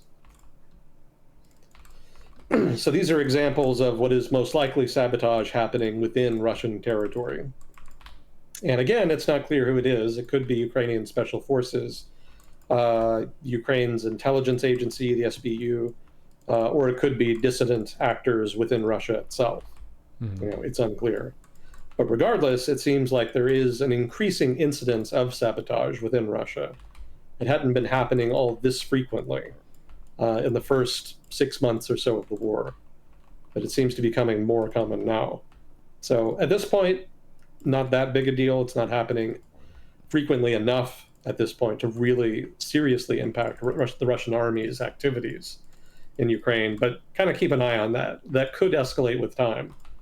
And if it gets to be a big problem, there could be instability within Russia. So something to watch there. Let's see. We already talked about the car bomb. Or did we? Not. Maybe this is a different guy. Which one? We talked about he was like the philosopher who was kind of expansionist in nature. And that was his daughter. Yeah, his daughter got killed. Yeah, not him, and then not the mill blogger that was killed in St. Petersburg. Yeah, this is a different one. So this was a mill blogger who was killed by a car bomb. No, wounded, sorry. He was wounded by a car bomb. He was attacked in the Nizhny Novgorod region, which is sort of east of Moscow, sort of along the Volga River. At least I think that's the case. Correct me if I'm wrong, Chad. I think that's where Nizhny Novgorod is. Let's see. Apparently there was a partisan group called Atesh, comprised of Ukrainians and Crimean Tatars, that is responsible. At least this group claimed to be responsible. So that's another example of well, not sabotage exactly, but that's an example of saboteurs operating within Russia. In this case, trying to assassinate somebody. Whether or not they're natives or, it's possible to be Russian and Ukrainian. Russia has a pretty decent-sized ethnic Ukrainian minority, so it's possible to be both Ukrainian or Crimean Tatar, for that matter, and have Russian nationality. Mm-hmm. So it's not clear to me whether this group is Russian or Ukrainian in origin. It wouldn't surprise me if the Ukrainians were supporting them regardless. But anyway, they tried to assassinate this guy with a car bomb. Didn't work. He was injured. But they did take credit for it, which is a pretty bold move. So there is at least one dissident group like this that is embracing violence in taking on the Russian government and some of its supporters within its own territory. What's the name of this group? Atesh. I don't know if that's how it's pronounced. Maybe it's Atesh or something, but that's how it's spelled anyway. So we may hear more of them later. More likely, there's probably, if there is going to be a lot of groups, if there's going to be a lot of violence and, sabotage by groups like this, I think it's more likely that there's going to be a multitude of different groups that crop up rather than like one group like this one or a handful of groups just becoming very, very active. If they did that, they would probably be caught. That would require a much more centralized system of organization than would be feasible.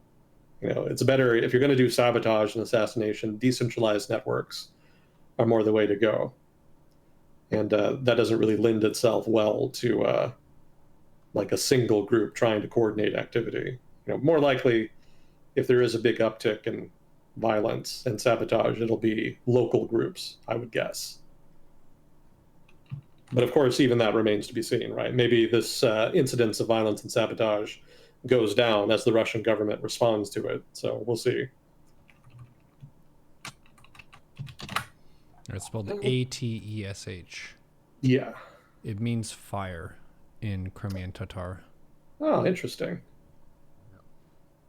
Did not know that. It makes sense. That's a pretty good name if you're going to be a rebel group, resistance group, whatever you want to. I'm sure Russians would have different names for them, but whatever you want to call them. Yeah, it said it was founded September 2022. And they've taken credit for a whole bunch of different stuff. November 11th, partisans of the movement killed 30 Russian servicemen in hospitals. They took responsibility for setting fire to barracks with Russian soldiers in the village of Sovietsk. In January 31, they claim they killed 2 Russian National Guard officers. They claim responsibility for a car bomb attack, deaths of 2 Russian soldiers, and the hospitalization of 2 others. Yeah, so a lot of these asymmetric tactics of, like you said, sabotage, blowing stuff up. taking So I'm credit for it. guessing that was all within Russian territory. Let's see. North Kakova. I don't know where that is. Yeah, that's Dnieper, so that would be in Ukraine, or at least within occupied territory. Yeah, it says that they operate within occupied Ukraine and Russia. Okay. So they've got a pretty broad remit, it sounds like. Oleshki. They also did something there. Pulaski. I don't think I know that one. Oleshki. Oleski. Okay. Yeah, I'm still not ringing any bells. I'd have to look it up. So they are relatively active, it seems. Mm-hmm.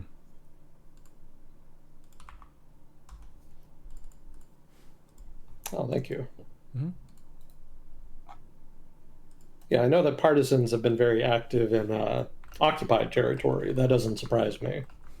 It's more the activity in Russia itself that is more of interest, because that had not really characterized the conflict much in the first 6 months or so. Mm-hmm. But it seems like it increasingly does.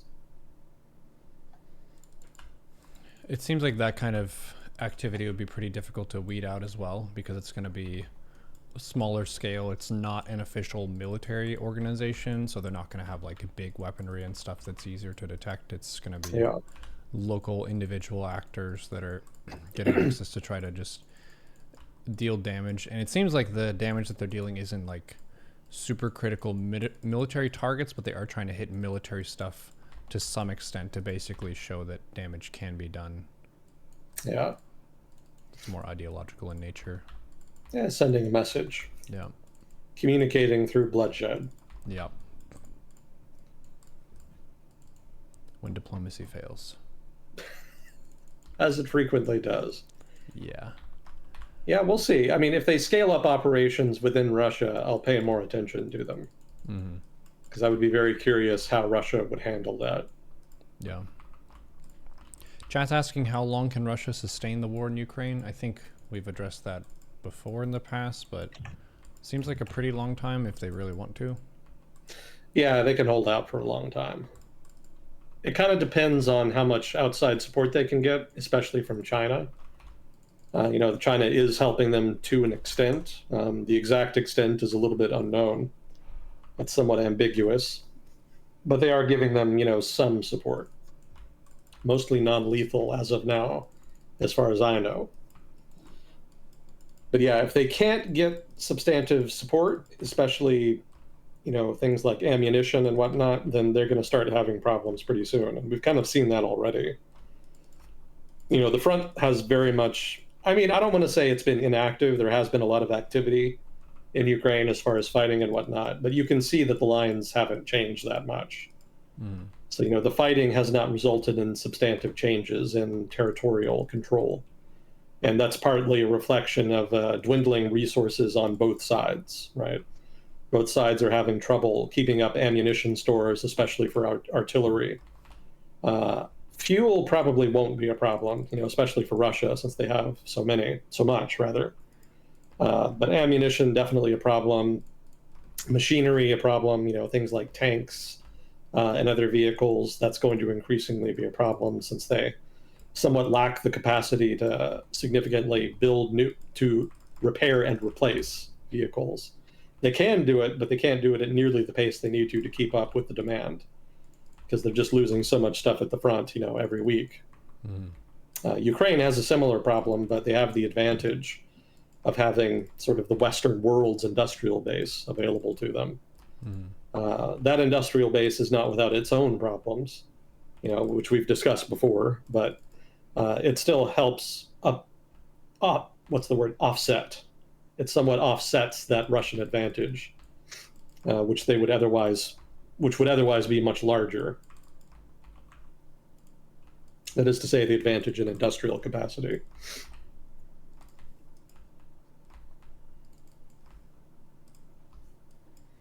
Wait, what was the question again? How long can Russia sustain? How long can Russia? Okay, yeah, yeah, for a very long time, just because they have a lot of manpower that they can throw into it. They have a huge inventory left over from the Cold War, and they have a very active sanctions evasion. I don't want to say force per se, but they're very active in evading sanctions. Be it Russian intelligence agents or affiliated black market networks that they have either paid or which engage with directly themselves. All of that allows them to kind of go out into the world and acquire resources that they need that they cannot technically acquire legally under U.S. sanctions. So they are still bringing in a lot of resources. For example, they buy a lot of stuff through Turkey that is technically sanctioned and that they're not supposed to be able to get access to. In particular, things like computer chips. A lot of those have gone through Turkey and then on to Russia. That'll probably change this year. I think I was talking earlier this year about how the U.S. would probably coordinate with Europe to try to tighten sanctions because they were pretty loose last year. That was kind of by design because there was a perception that Europe especially needed time to kind of fully decouple from Russia because there were so many economic linkages there, especially in terms of things like natural gas and oil.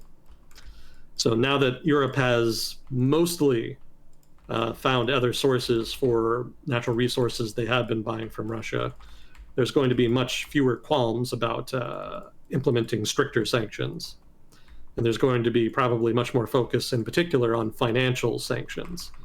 Because a lot of banks in Russia are still not sanctioned. The financial sector did take a pretty nasty blow when the leading banks in the country were cut off from SWIFT.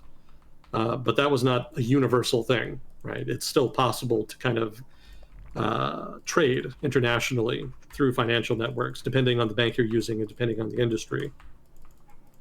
So they're going to tighten that up, most likely. So that'll get much harder.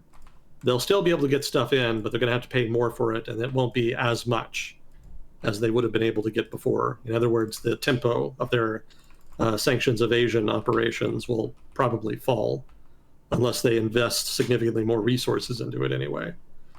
They could do that, but they're going to face a problem of diminishing resources over the course of the next year because they're not making nearly as much money off of natural gas. Oil is not a problem. They can just sell oil anywhere. So, losing Europe as a market doesn't necessarily hurt their oil exports too much. They are going to make less money off of it than they were making before, especially now that oil prices have started falling. They're going to have to sell the oil at a discount. I think they're selling oil to India right now at a significant discount. So India is buying a lot more oil from Russia, but it's not paying as much as, say, the market rate for oil would suggest that they were paying. Mm-hmm. So, but Russia will make money off of oil. That's going to happen no matter what. It's just very easy to move oil around. All you need is an oil tanker. It's a lot more difficult with natural gas because you need liquid natural gas terminals and specialized liquid natural gas ships. And Russia doesn't have nearly as much access to those kinds of infrastructure and resources. So the natural gas that Russia can no longer sell to Western Europe, if not Europe generally, that's basically just gone. Like they don't get that revenue anymore. They can sell more to China, but China only needs so much, right? The infrastructure, the natural gas infrastructure connecting Russia to China can only move so much natural gas anyway, and they're already near the maximum capacity there anyway. So that's not necessarily an avenue to make up for the loss of Europe as a market. And even worse from the Russian perspective, they're having to sell natural gas to China at a discount now because China knows that Russia needs to sell the gas and doesn't have nearly as many people that they can sell to. So China takes advantage of that and gets a discount on the natural gas as a result. So the natural gas is just going to be a major pain point for them, financially speaking. Like that's going to take a good chunk out of their budget. I guess this is a chemistry question, but why is natural gas harder to transport? So with oil, it's a liquid, and you can just, like any liquid, you can just pour it in a big boat and then sail it where it needs to go. Natural gas as a gas cannot be transported like that. It has to be transformed into a liquid. It can't be transported as a gas. It has to be transported as a liquid.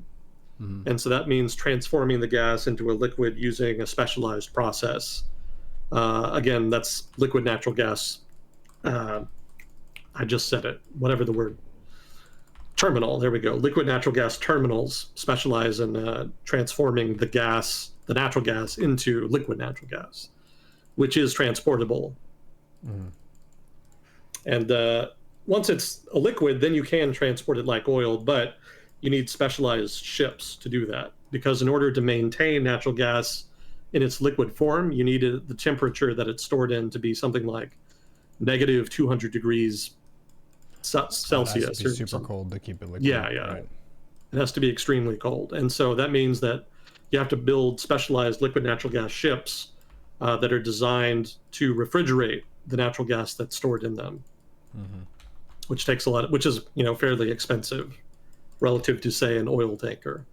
And a So pipeline works around that, like it's easier. pipeline for natural gas is way, way easier. Mm. It's also more cost efficient for oil, but again, the alternative shipborne trade is also pretty feasible. But with natural gas, shipborne trade is way, way more expensive than pipeline. Gotcha.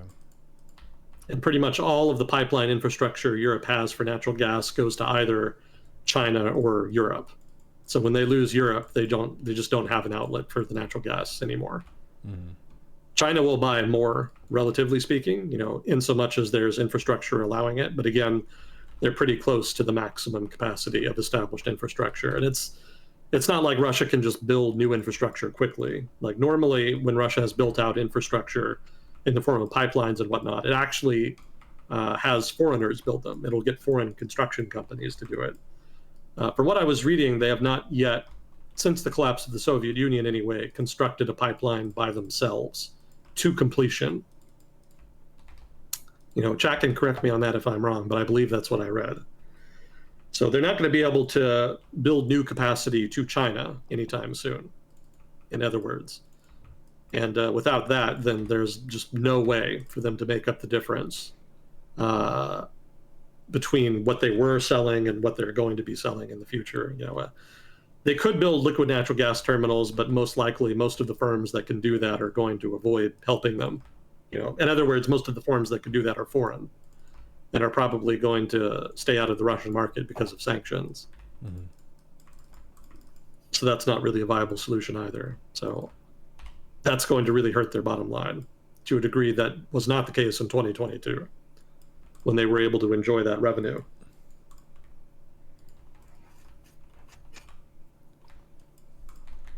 Does that make sense? Yes. Okay. I'm not, my hard science is pretty weak, so I can't explain like exactly how natural gas is transformed into the liquid state. Yeah. But the notion that it needs to be cooled to stay liquid, like that's something that I think we learned in middle school or early high school. It's fairly straightforward. It is. It now that you talk about like the scale of you want to have a lot of it on a ship, like cooling a lot of it, that's a lot of work. So you need a lot of advanced technology to do that, which translates into cost. That's the trouble. So Europe can do that. They've got a lot of liquid natural gas terminals, and they're very rapidly trying to expand capacity in order to make up for the shortfall. Well, not the shortfall, the collapse. In Russian exports, since the Europeans have basically all but cut them off at this point. And that's been fairly successful thus far. We'll see if it's enough for winter. I was reading last year that even if Europe did make it through the 2022 winter, 2023 winter would be more difficult. Because in 2022, they did have the advantage of having a good chunk of the year before the Russians started sort of hobbling their exports to build up storage of natural gas. And, the winter was relatively mild as well. And so all of that together combined to give the Europeans a big advantage in terms of their ability to mitigate the impact of natural gas shortages. But in 2023, they're going to have to find natural gas from someplace other than Russia. They're not going to have any access to that market, unless they change their mind and decide to give them just billions of dollars again. And they may find it much more difficult this year to store all of the natural gas they need for winter. Now, I haven't read about it in a while, so it could be I'm out of date on that. If so, let me know in chat. But that's my understanding of it as things are right now.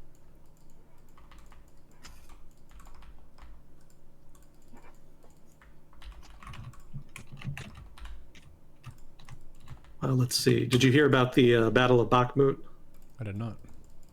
What happened? So the newest thing from the past week is that well, 2 weeks ago, the Wagner Group head, got the billionaire Prigozhin, the oligarch guy. Well, I guess he's not an oligarch per se, but anyway, Prigozhin heads Wagner Group, and he's been complaining for months that the army has not been giving him and the Wagner Group enough ammunition, specifically artillery shells, to continue fighting in and around Bakhmut. And there's been speculation about the degree to which the army may actually be hobbling the Wagner Group, because the army may see Prigozhin and the Wagner Group as a rival. Certainly, some of the higher level flag officers in the army seem to be very skeptical about the Wagner Group and seem to be trying to kind of compete with them for influence within the government.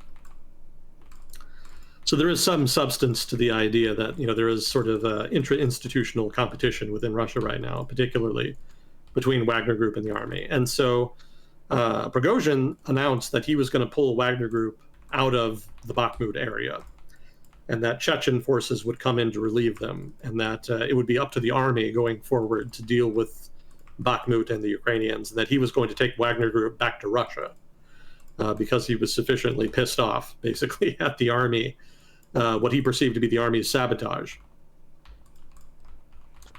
So that was roughly 2 weeks ago or so, and then this past week, the Ukrainian army launched some attacks in and around Bakhmut, and apparently they were able to take some relatively significant ground. Nothing huge. I mean, when I say significant ground, I'm talking like tactically speaking in and around the city. Nothing that would necessarily be that much on a map, but they were able to really attack the flanks of some of those Russian pinchers that had been kind of converging on an area to the rear of the city, which might have resulted in the city being encircled and cut off. So now those pinchers are coming under significant pressure themselves, and it's looking like they're going to have to either retreat or themselves be encircled. So again, this is relatively small unit action stuff. This isn't like a big sweeping offensive, but it does suggest that the Ukrainians may be able to significantly relieve the pressure on Bakhmut, and that could result in a successful conclusion of the battle, depending on how things shake out and depending on whether or not the Russians continue to push for Bakhmut. So events are still ongoing, they're still fighting and whatnot, but it does seem like the Ukrainians have the momentum at this point at the Battle of Bakhmut after being on the defensive for several months. So a little bit of good news, basically. Nice. Well, I know Bitter Sugar is okay. He was cheering us on watching some Dota earlier in stream today. Oh, cool. Yep. For people who didn't see the first episode of Agent Smith that we did, or World Discussion, right when the conflict broke out, we had some viewers who are from Ukraine itself. So we got a first-hand take from a friend of the stream just on what was going on the ground there, because fog of war is definitely a real deal, and there's a lot of propaganda, especially on the internet, for one side or the other about the nature of the conflict itself. So whenever we're talking about these wars and conflicts in general, if we ever reference one that you're involved in or you have family in and you have a particular story, it's always really cool to get those first-hand accounts, so feel free to weigh in. Yeah, please do. That was a pretty wild story that he told when we had him on. Yeah. So hopefully he continues to stay safe along with his family. Mm-hmm.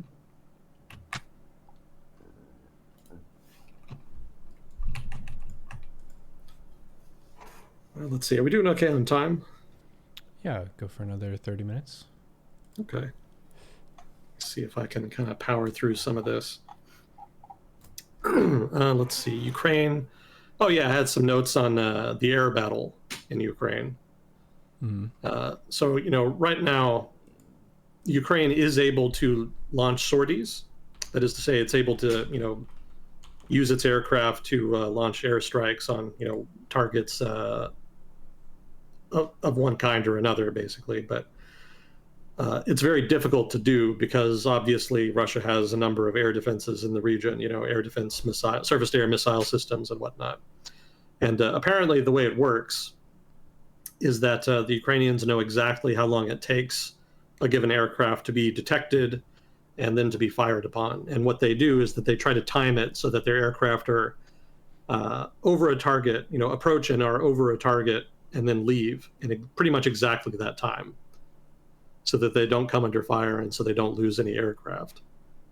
And obviously, that's a very difficult thing to do. I mean, it's not a lot of time, so you really have to get the aircraft in and out very quickly, which means you have to know exactly where the target is.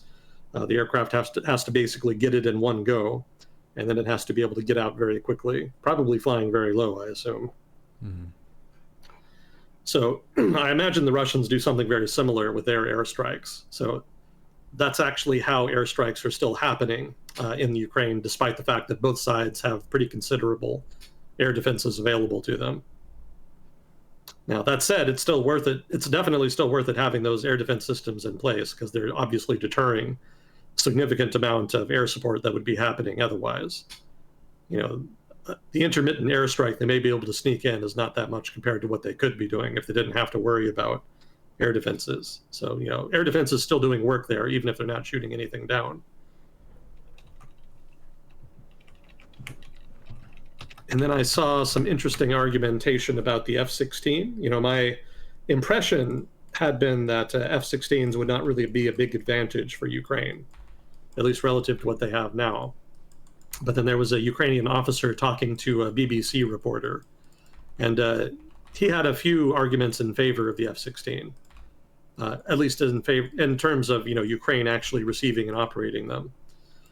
So one thing he talked about is that F-16s have more modern early warning detection systems rather. So the older MiGs that Ukraine is operating cannot detect an incoming missile that is locked onto them. They actually depend rather on ground-based radar command and control systems, operators, I should say, to alert them if a missile is targeting them and is fired on them. Otherwise, they wouldn't know, and they would probably just get shot down unless they could, spot it by sight. So the F-16, by contrast, does have its own internal systems that can detect a lock or an oncoming missile. And so in that sense, there's much less need to be dependent on ground control, and that would give pilots a little more discretion in terms of where they go and maybe what targets of opportunity they might otherwise be able to get. The F-16 is still pretty old too, isn't it? Yeah, it was... I think it was first deployed in the 70s. That's the one that they have a bunch of in Top Gun, right? Top Gun. Top Gun, the movie. Oh, the movie. No, I don't think so. I think those were... Well, which one? Because they remade it recently. Oh, no, they had a sequel recently. Yeah. So the first one or the second one? The original one. Okay. 14. F-18, F-14 is what Chad's saying. Yeah, the original one, I believe, was F-14s. I'm sure somebody in chat knows one way or the other, but I feel like I remember it being F-14s. F-14 was the original, they're saying, yeah. Okay. Yeah, that's not in service anymore. Yeah, F-16 is not a naval aircraft, so it would not be in the Top Gun movies, which I believe are all naval aviation. Isn't that right? I think so. Yeah. So the F-16 is only used by the U.S. Air Force. And it's not designed for use on carriers, like at all. If they tried to land it on a carrier, they might make it safely, but they would wreck the undercarriage in doing so. Yeah. Yeah, the F-16 is like a relatively small plane. You would recognize it if you saw it. It has a very, very distinctive shape. And it's actually the most common aircraft in the U.S. military's inventory. Huh. We've built several thousand of them. I'll Google it after this match, because I think it'll probably remind me what it looks like. Yeah, it's single engine, multi-role aircraft. Has a bubble canopy, kind of a hook nose. Yeah, you'll recognize it right away. But yeah, that's the most common one. That's actually what the F-35 is meant to replace. They're going to have to build a lot of them to it too, several thousand again. They might end up just replacing some of them just to save on cost, because the F-35 is relatively expensive, even if it has a lot more in terms of capability available to it.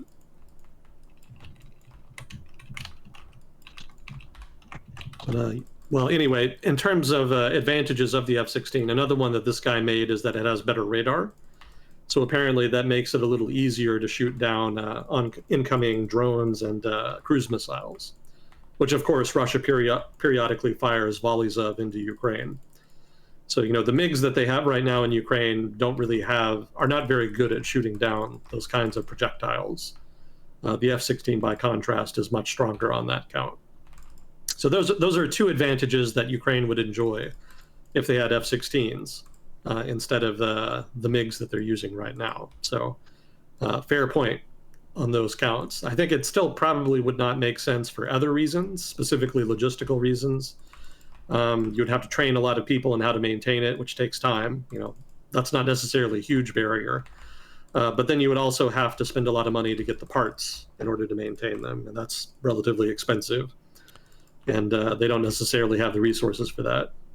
Yeah, I remember you mentioning that whenever the initial deal of sending a bunch of F-16s was being proposed, and how the Ukrainian pilots are all trained on how to use Soviet aircraft, so it would take a lot of relearning for them. Yeah. Yeah, the training would take a while. They're probably doing some training that we don't know about as we speak. That would not surprise me in the least. So it could be that the pilot issue is not as much of an issue, since they may already be in the pipeline. But, you know, even if that's the case, maintenance is still going to be an issue, you know, just because of the parts, how expensive they are, etc. And here's a weird one that I didn't actually know about. I read this one in the article. Apparently, F-16s require much longer and flatter runways than Ukraine currently has. Apparently, the MiGs that they're using right now do not actually require long runways. They can kind of handle shorter runways. And yeah, that's an interesting feature, but if you're flying an F-16, apparently that doesn't work. Apparently they need something longer. So not only would Ukraine have to significantly reorient its logistical chain, right? It would have to get a lot more people trained and get a lot of new parts in. They would apparently also have to extend a lot of their runways, which itself will take time and, you know, be expensive, I would assume anyway. I don't know, maybe some of the Army engineers could do that pretty quickly. You know, somebody with more experience in that field with me would know better than I would. I assume it would take time, but I've heard of CBs doing some pretty crazy things. So, you know, maybe they could do it quickly.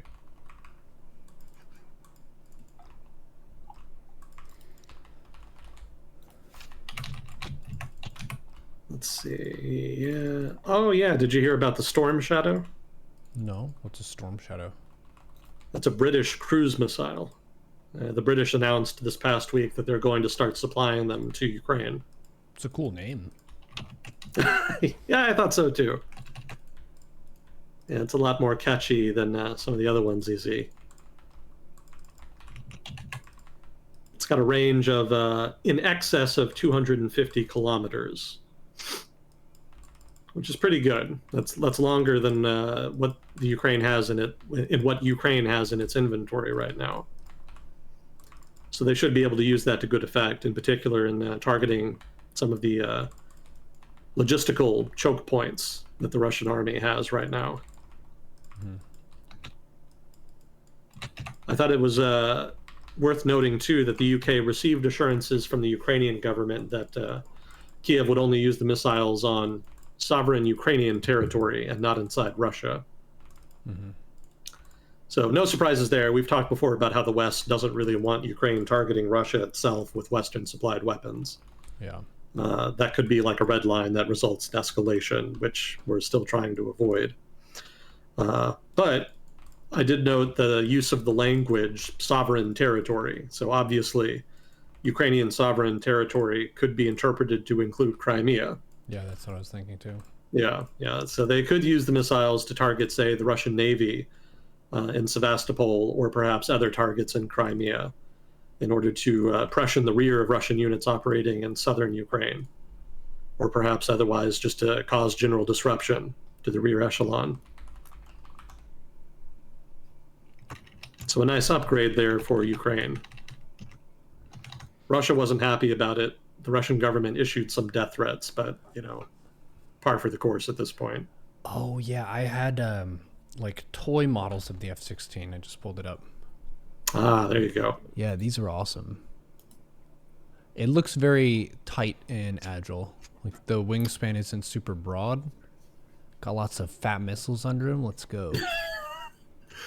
Yeah, it's an awesome, well-designed plane. It's probably one of the best designed in history. Yeah, it's a very small plane, relatively speaking, extremely agile, very maneuverable, very reliable, and it can do anything. It can dogfight, it can attack ground targets. Anything you needed to do, it can do. You just have to be able to equip the right stuff onto it. Sensor pods, bombs, smart munitions, like whatever you need. It's very what's the word I want? Versatile. There we go. And it's been in service for a long time, pretty much specifically for that reason. One of the impressive things about it is that it can carry a really, really heavy load. Yeah, this picture of it, it's got like so many heckin' missiles on it. Jeez, how does it get off the ground? A very powerful engine. Yeah, I think that's a... Now, chat, keep me honest on this. I believe the F-16 has a Pratt & Whitney engine, does it not? I think that's the case. Yeah, it's got a very powerful engine relative to overall weight. Mm. And so that gives it a lot of lift. So the size is deceptive. For being small, it can carry quite a bit on account of that. The big pods near the center are fuel tanks. Oh, yeah. Yeah, these ones right here. That makes sense. That would still hurt if it fell on someone, though. well, they try not to drop them over populated areas, specifically for that reason. Yeah.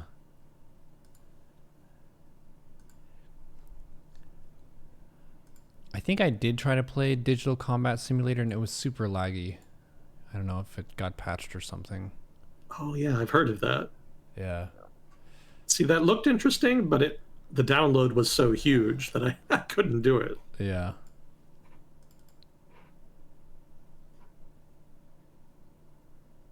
Yeah, I thought about for a while trying to just clean out my hard drive a couple of years ago and try to download it just so my grandfather could look at it, because he'd been a pilot. Thought he might find it interesting, but ended up getting sick before I could do it. Do you know what he flew? Yeah, he flew A4s and A7s. Mm. He started on the A4 and then he ended up on the A7 later on. Yeah, I think the A4 was like the early part of his first tour in Vietnam. And then the A7 was the rest of his first tour, and then the entirety of his second tour. That would be interesting to get someone's take who's actually flown the plane in a video game like that, of how similar it seems to be. Yeah. I'm sure it would be pretty cool to get their input. There's probably somebody on YouTube has done it. Yeah. I would guess. I do regret not being able to do it with him, though. There's a lot of things I would have wanted to ask him on a variety of topics. He would have been a good interview subject for the podcast, but I never got around to it. So, say la vie. Yeah. So this one is quite a bit older than the F-16, but it kind of looks, I'm looking at the A4, similar kind of body type, where it is a smaller aircraft. Looks more nimble and agile. Yeah, it had a good payload. It could carry a lot of weight. It was actually originally designed to be a nuclear bomber. It was intended to go and strike targets with nuclear weapons. But then Vietnam happened, and it was apparent that, we needed conventional bombers, and so the A4 was adapted. You said the A7 was the other one that he flew? Yeah, A7 Corsair. Looking at that one. This one looks a little bit more thick. Oh, yeah. They've got that huge air intake. Looks like a mouth. Yeah, it was a dedicated attack plane, specifically for ground targets. It was a workhorse plane, saw a lot of action in Vietnam.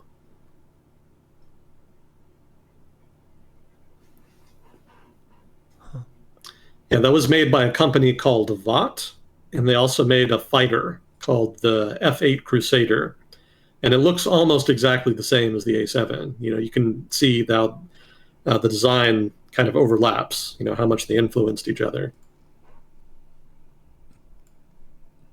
F8 Crusader. Yeah. Oh yeah, pretty similar.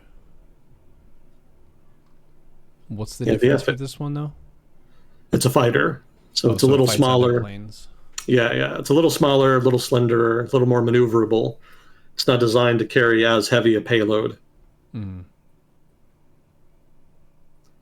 Yeah, I don't think we ended up using them very much. I think ended up being more for export. The French actually used the F-8 Crusader in their navy for a very long time. Hmm. The French had I think one or two carriers through most of the Cold War, and the F-8 was the main fighter they used on them. I don't think they ended up transitioning away from the F-8 until like the aughts, maybe 90s or aughts, something around there. I think that was around the time they ended up. Well, I guess they never. Whatever happened to the Clemenceau? Is Clemenceau? it? Yeah, that's what it was called. I think that's what it was called. Is that a Unless plane? my memory is wrong here. Yeah, somebody in chat has to know this. Whatever happened to France's aircraft carrier? I know they were building new ones. They were actually cooperating with the British on that. They had like their own version of the Queen Elizabeth. But what happened to the old one? Because they had one nuclear carrier left, and I don't remember what happened. The last thing I remember reading about it was like 10 years ago, and it was when they had like a nuclear leak in the reactor and it had to go back to port. Clemenceau class aircraft carrier. I don't think that was the class. I think that was just the name. Oh, it was a particular one. Yeah, it was a specific ship. Oh, I found it. Okay. It was the lead ship of her class. It served from 1961 to 1997. 97. It was dismantled and recycled in 2009. Huh, okay. Earlier than I thought. Second French warship to be named after Georges Clemenceau, the first being a... Oh, somebody in chat has it. So there was another one called the Charles de Gaulle, and that's still in service. Okay, that must have been the one I was thinking of.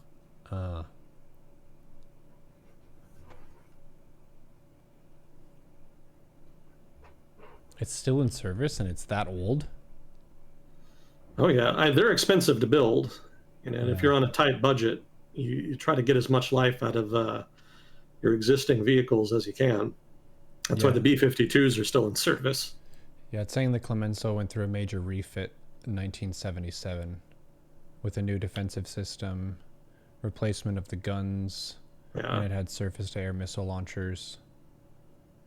And it was modified to enable her aircraft to deliver AN-52 bombs.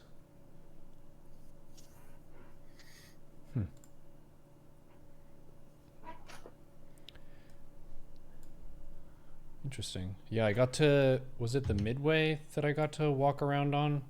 Aircraft carriers are so massive, it's ridiculous. It's like a moving base. Oh yeah.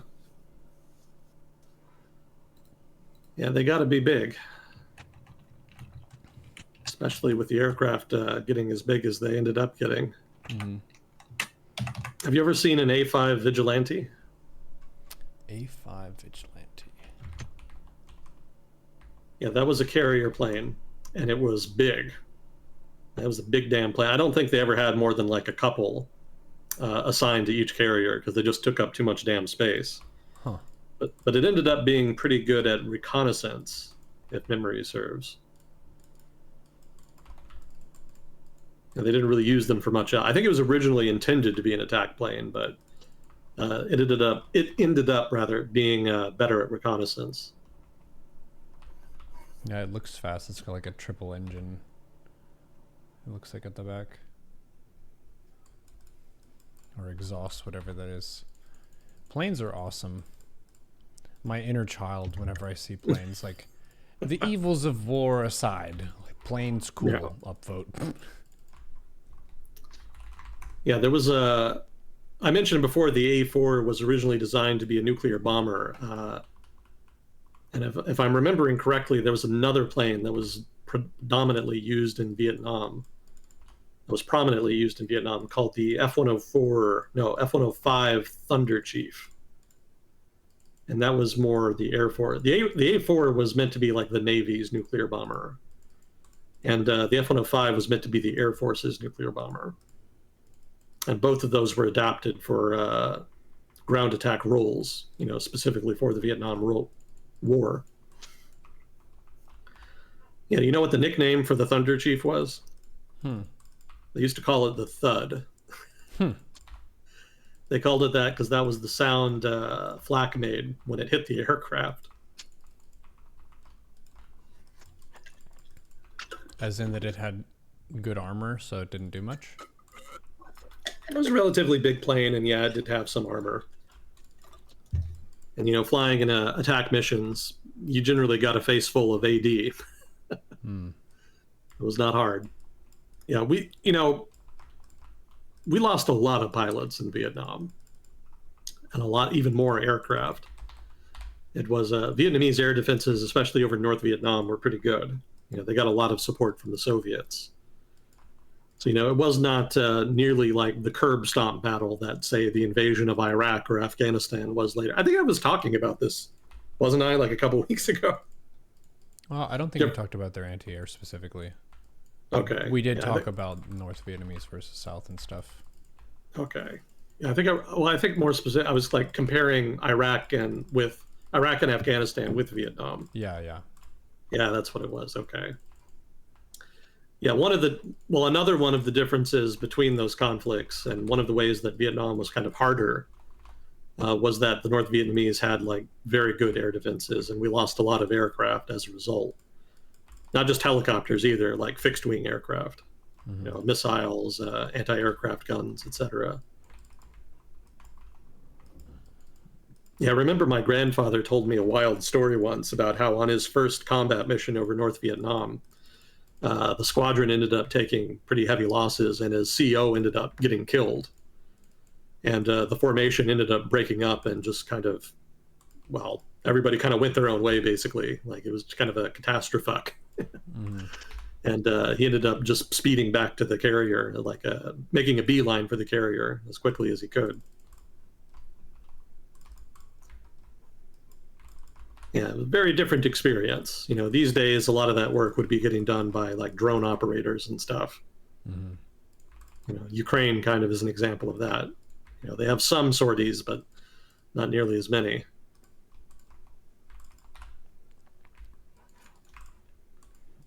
Anyway, I was talking about Ukraine, so let me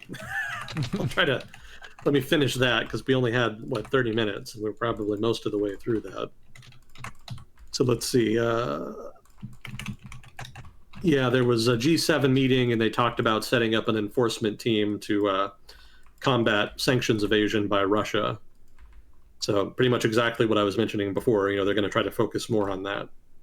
Specifically, they're going to focus on the metals and mining sector.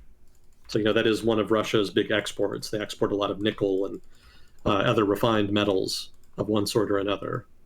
So that'll help, if they can crack down on that, that'll sort of put a crimp on some of their revenue. But I have to imagine they're also going to look at other things, especially manufactured goods that are important inputs to their defense industrial base. They're probably going to try to crack down on that as well. And then the final note for today on Ukraine had to do with Eurovision. You're familiar with Eurovision, right? Sounds familiar. It's every year in Europe they have a big singing contest, and every country sends a representative. And so then they have a big vote by the public on who wins. So that's the short version. It's more detailed than that, but basically it's just a big singing competition where all the countries compete with each other. Actually, if you want people listening about people who want to hear about the Ukraine war probably aren't all that interested in the history of Eurovision, but I found it interesting. I found an interesting YouTube video. Rather, it was basically just a compilation of every Eurovision winner. They didn't play like the full song that each had, but they did like 30 seconds roughly of each song from each winner. And they did them in chronological order, starting with the first Eurovision contest all the way up to the most recent one. And so I just thought that was very interesting from a cultural perspective, seeing how cultures and genres had changed over time. I also thought it was interesting to see how the winners changed over time. Kind of seemed like France in particular was winning a lot of them in the early going.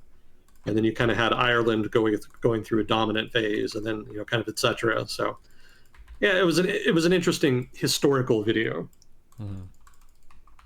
Not necessarily exciting from like a military history standpoint, but historically relevant anyway.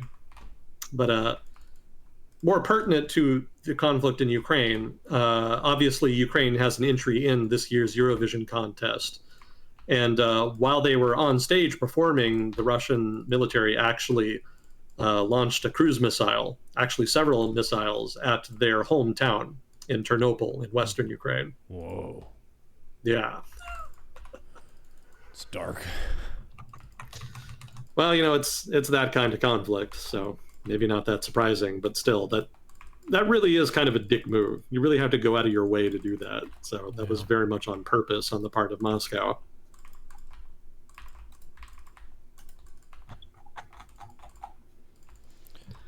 But yeah, that's all I had for today.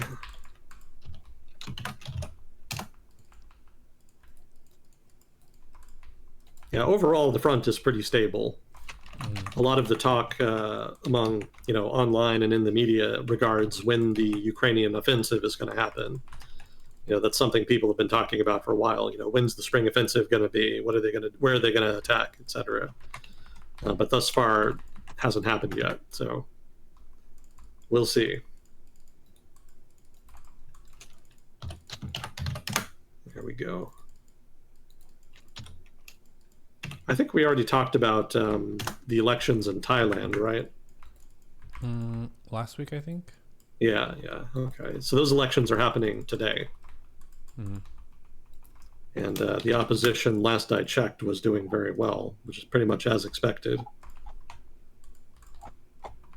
And yeah, the Turkish election is going to a runoff. That's pretty much what people were expecting. Oh yeah, so the results are in. So in Thailand, Move Forward won 151 of the 500 seats in the lower house. Okay. That's pretty much what was expected.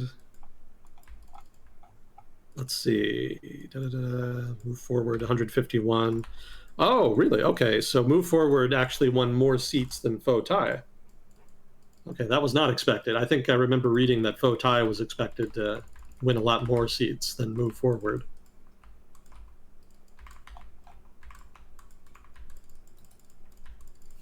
And then the two military parties won only 15% of the seats.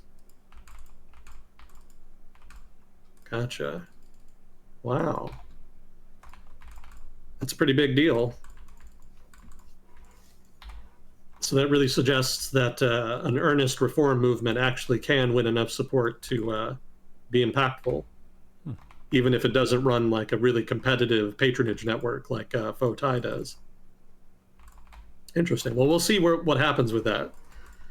The other big question was whether or not the military would accept the results. So, we could see some drama in the upcoming week if they decide not to. But otherwise, if the civilian government is allowed to form, it looks like the reformists are going to be in the driver's seat. So change in Thailand, maybe. Yeah. Best of luck to them. They're going to need it. They're probably going to form a coalition with Pheu Thai, and Pheu Thai, they're reformists too, but they're more to like old school patronage style in terms of politics rather than sort of middle class reformist. Yeah, most of the voters who support Move Forward are sort of younger voters and more educated voters, so it's like a student / middle class type movement. And movements like that are generally more earnest, but they also lack experience, and sometimes they just get outmaneuvered by more experienced political operators like Fauteuil or some of the conservative pro-military parties. So we'll see if they can kind of fight their way to power and maybe implement some positive change there.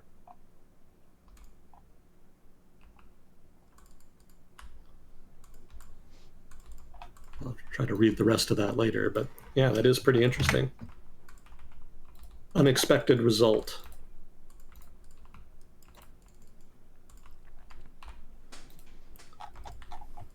Let's see. How are we doing on time? I'm still stuck in a game, so Oh, good. Sorry.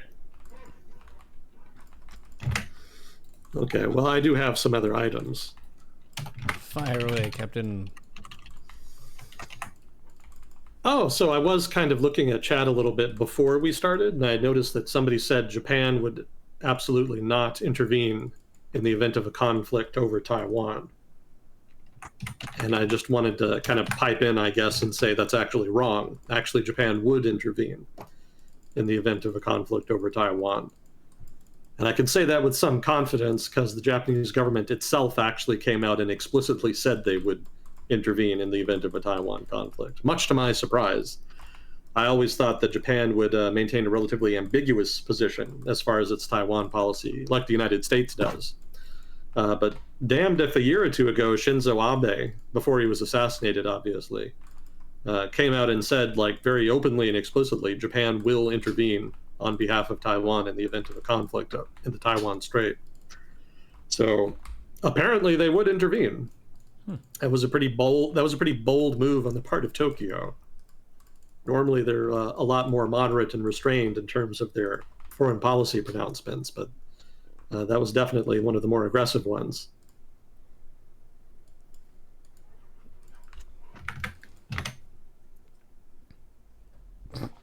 Someone in chat is saying there's no way Japan would miss an opportunity to shut down China. Well, if the United States were not involved, they would. They would miss out because I don't think they would feel confident enough taking them on by themselves. But with the United States involved, I think they feel that their chances are much better and they can kind of afford to be a little more bold in terms of how they deal with the issue. Let's see. What else would be interesting here? We haven't really talked much about Sino-American competition recently. That's not because stuff hasn't been happening on that field, but rather it's just sort of been business as usual.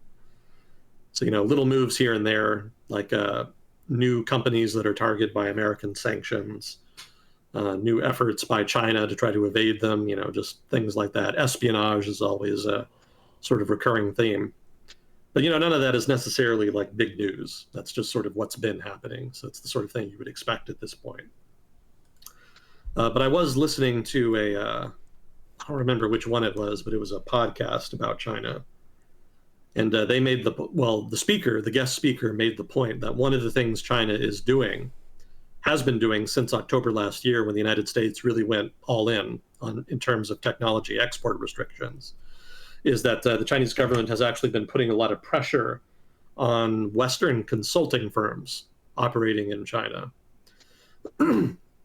And the reason that they've been doing that is because those consulting firms are actually the main parties responsible for helping Western firms in China adhere to Western sanctions.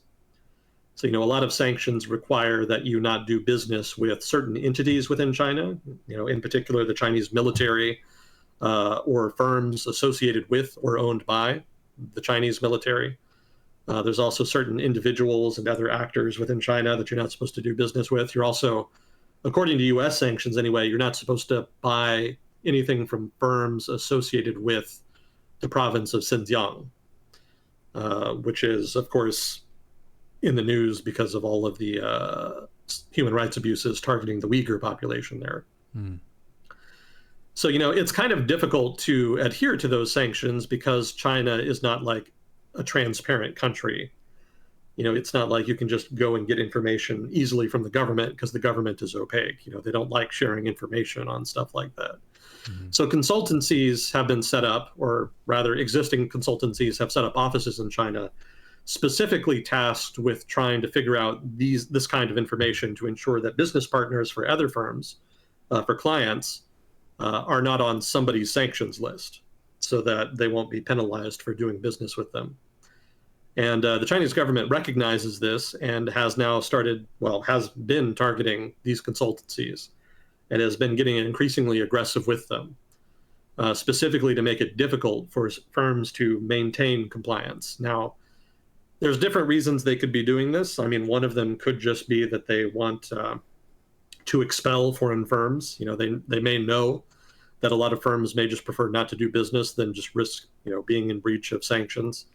So this could be a kind of de facto protectionist move on the part of China in order to try to preserve market share for domestic firms and to make life difficult for Western firms. In so much as it does make life difficult for Western firms, you could also say it's a measure just to try to put pressure on Western governments to try to deter them from being more aggressive with China. But it could also be that they're trying to, what was the other one?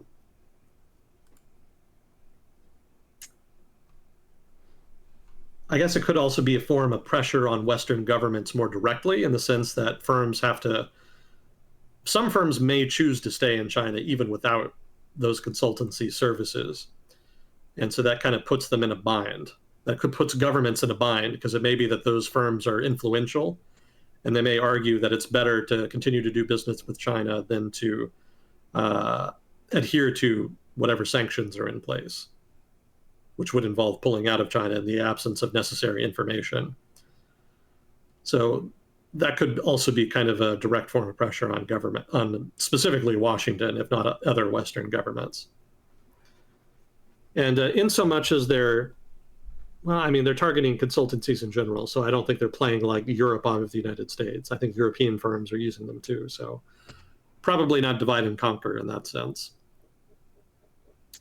But I guess just the general takeaway here is it's not entirely clear what they're going for.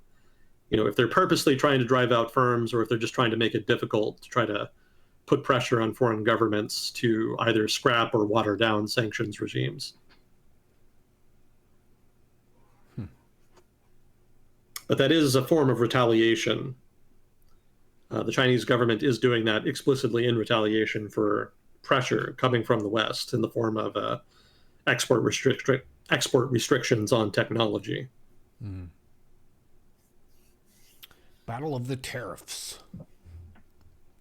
Well, tariffs haven't been in the news too much, actually. A lot of the trade war and competition type stuff happening between China and the United States has been more in other areas.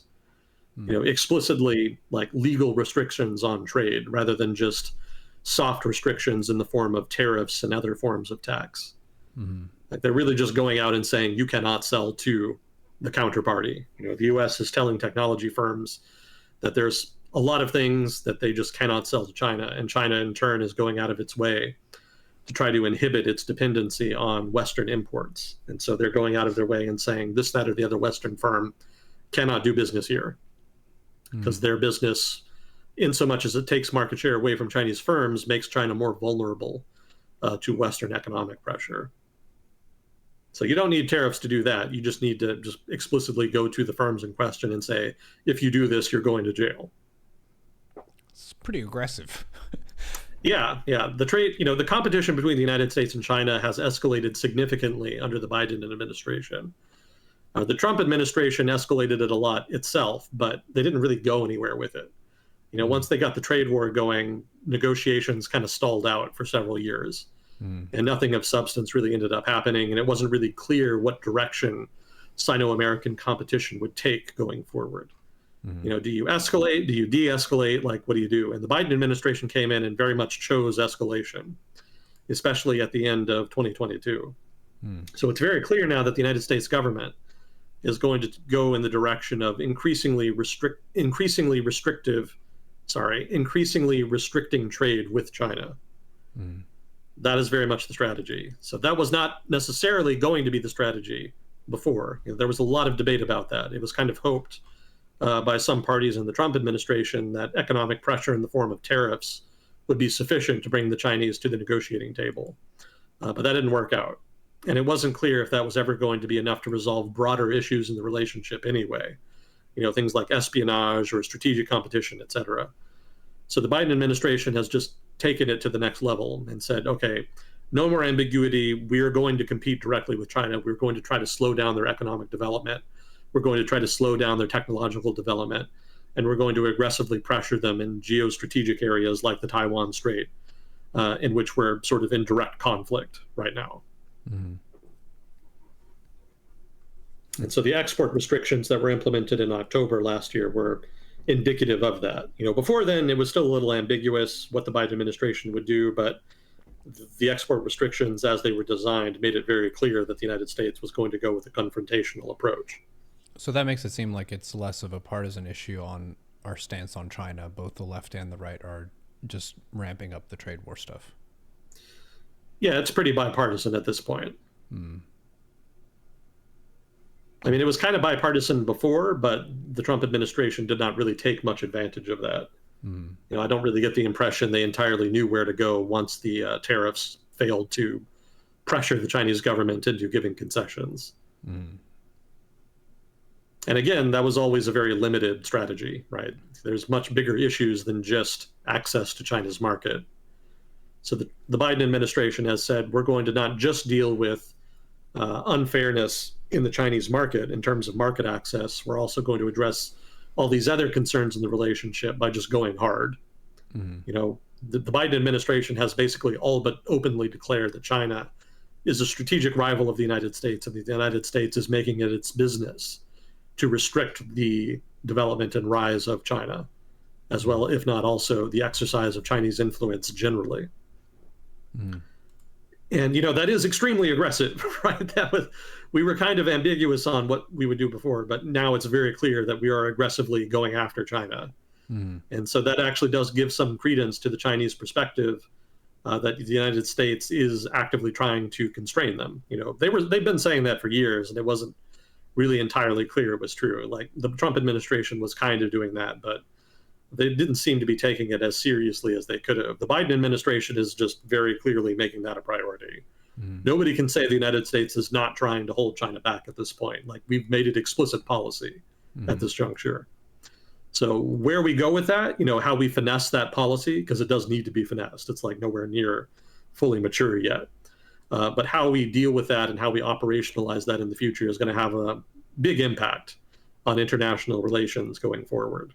Do we keep pushing and prodding, as much as possible, or do we come to some sort of diminishing return? Not diminishing return. Do we come to a point where we kind of level off and say this is enough pressure, and then we'll kind of scale up or down pressure going forward depending on what China does, or do we just unilaterally de-escalate as kind of a good faith measure and try to kind of negotiate from there? Like, there's different directions they could go, but it seems like the confrontational direction is the most likely trend. And so the ball is kind of in China's court at this point as far as how they want to deal with that. So that's sort of the big question in the relationship right now. How does China respond to explicit pressure from the United States to stop them from becoming a peer threat? And nobody knows that yet. So something to watch. But that's why I thought this news was interesting. We hadn't really talked about China competition much, and I thought I wanted to kind of bring it back and remind people that this is still an ongoing thing, and that China and the United States are actively kind of going after each other in different indirect ways. It's nothing violent yet, but economically there is active efforts by both sides to mitigate the economic influence and reach of the other. And also worth mentioning, too, that the United States is very much the aggressor on that. China has definitely done things to kind of undermine and take advantage of U.S. policy. But now the U.S. is very much aggressively going after China in a similar vein. We'll see where it goes. Yeah. Definitely keep an eye on that. Well, cool. I appreciate you coming on and helping us figure out what's happening with the world. I talked with my mom today, gave her a call for Mother's Day, and told her about the philosophy segment that we did with Eche Fatum, where he experimented with different web browsers, and he browsed conservative videos on one and progressive videos on another, and then just kind of browsed normally on the third. And it's really interesting how a lot of news will continue to give you more and more radical and aggressive content as you go in a direction, just because it's dank and gets clicks and that sort of thing. So in that vein, we have bias. If we got anything wrong or you want to give a different take for something, feel free to weigh in. Give us a scathing review in the comments. Let us know all the things that we're saying incorrectly, because we are just two Americans trying to make sense of a very large planet here in this discussion. But thank you for your time and your expertise, as always, Mr. Agent Smith. I give you your 20-minute walk challenge again. Sneak that in at the end. Yeah, you got me. Thanks, chat, for helping teach us about the different kinds of planes and stuff. That's always fun. Oh, cool. Yeah, I look forward to reading that. Yeah. And we will see you all on the next episode of Well Discussion with Agent Smith. Smith. Thanks for having me. Always a privilege. See you next time. GG. Nice. I love planes.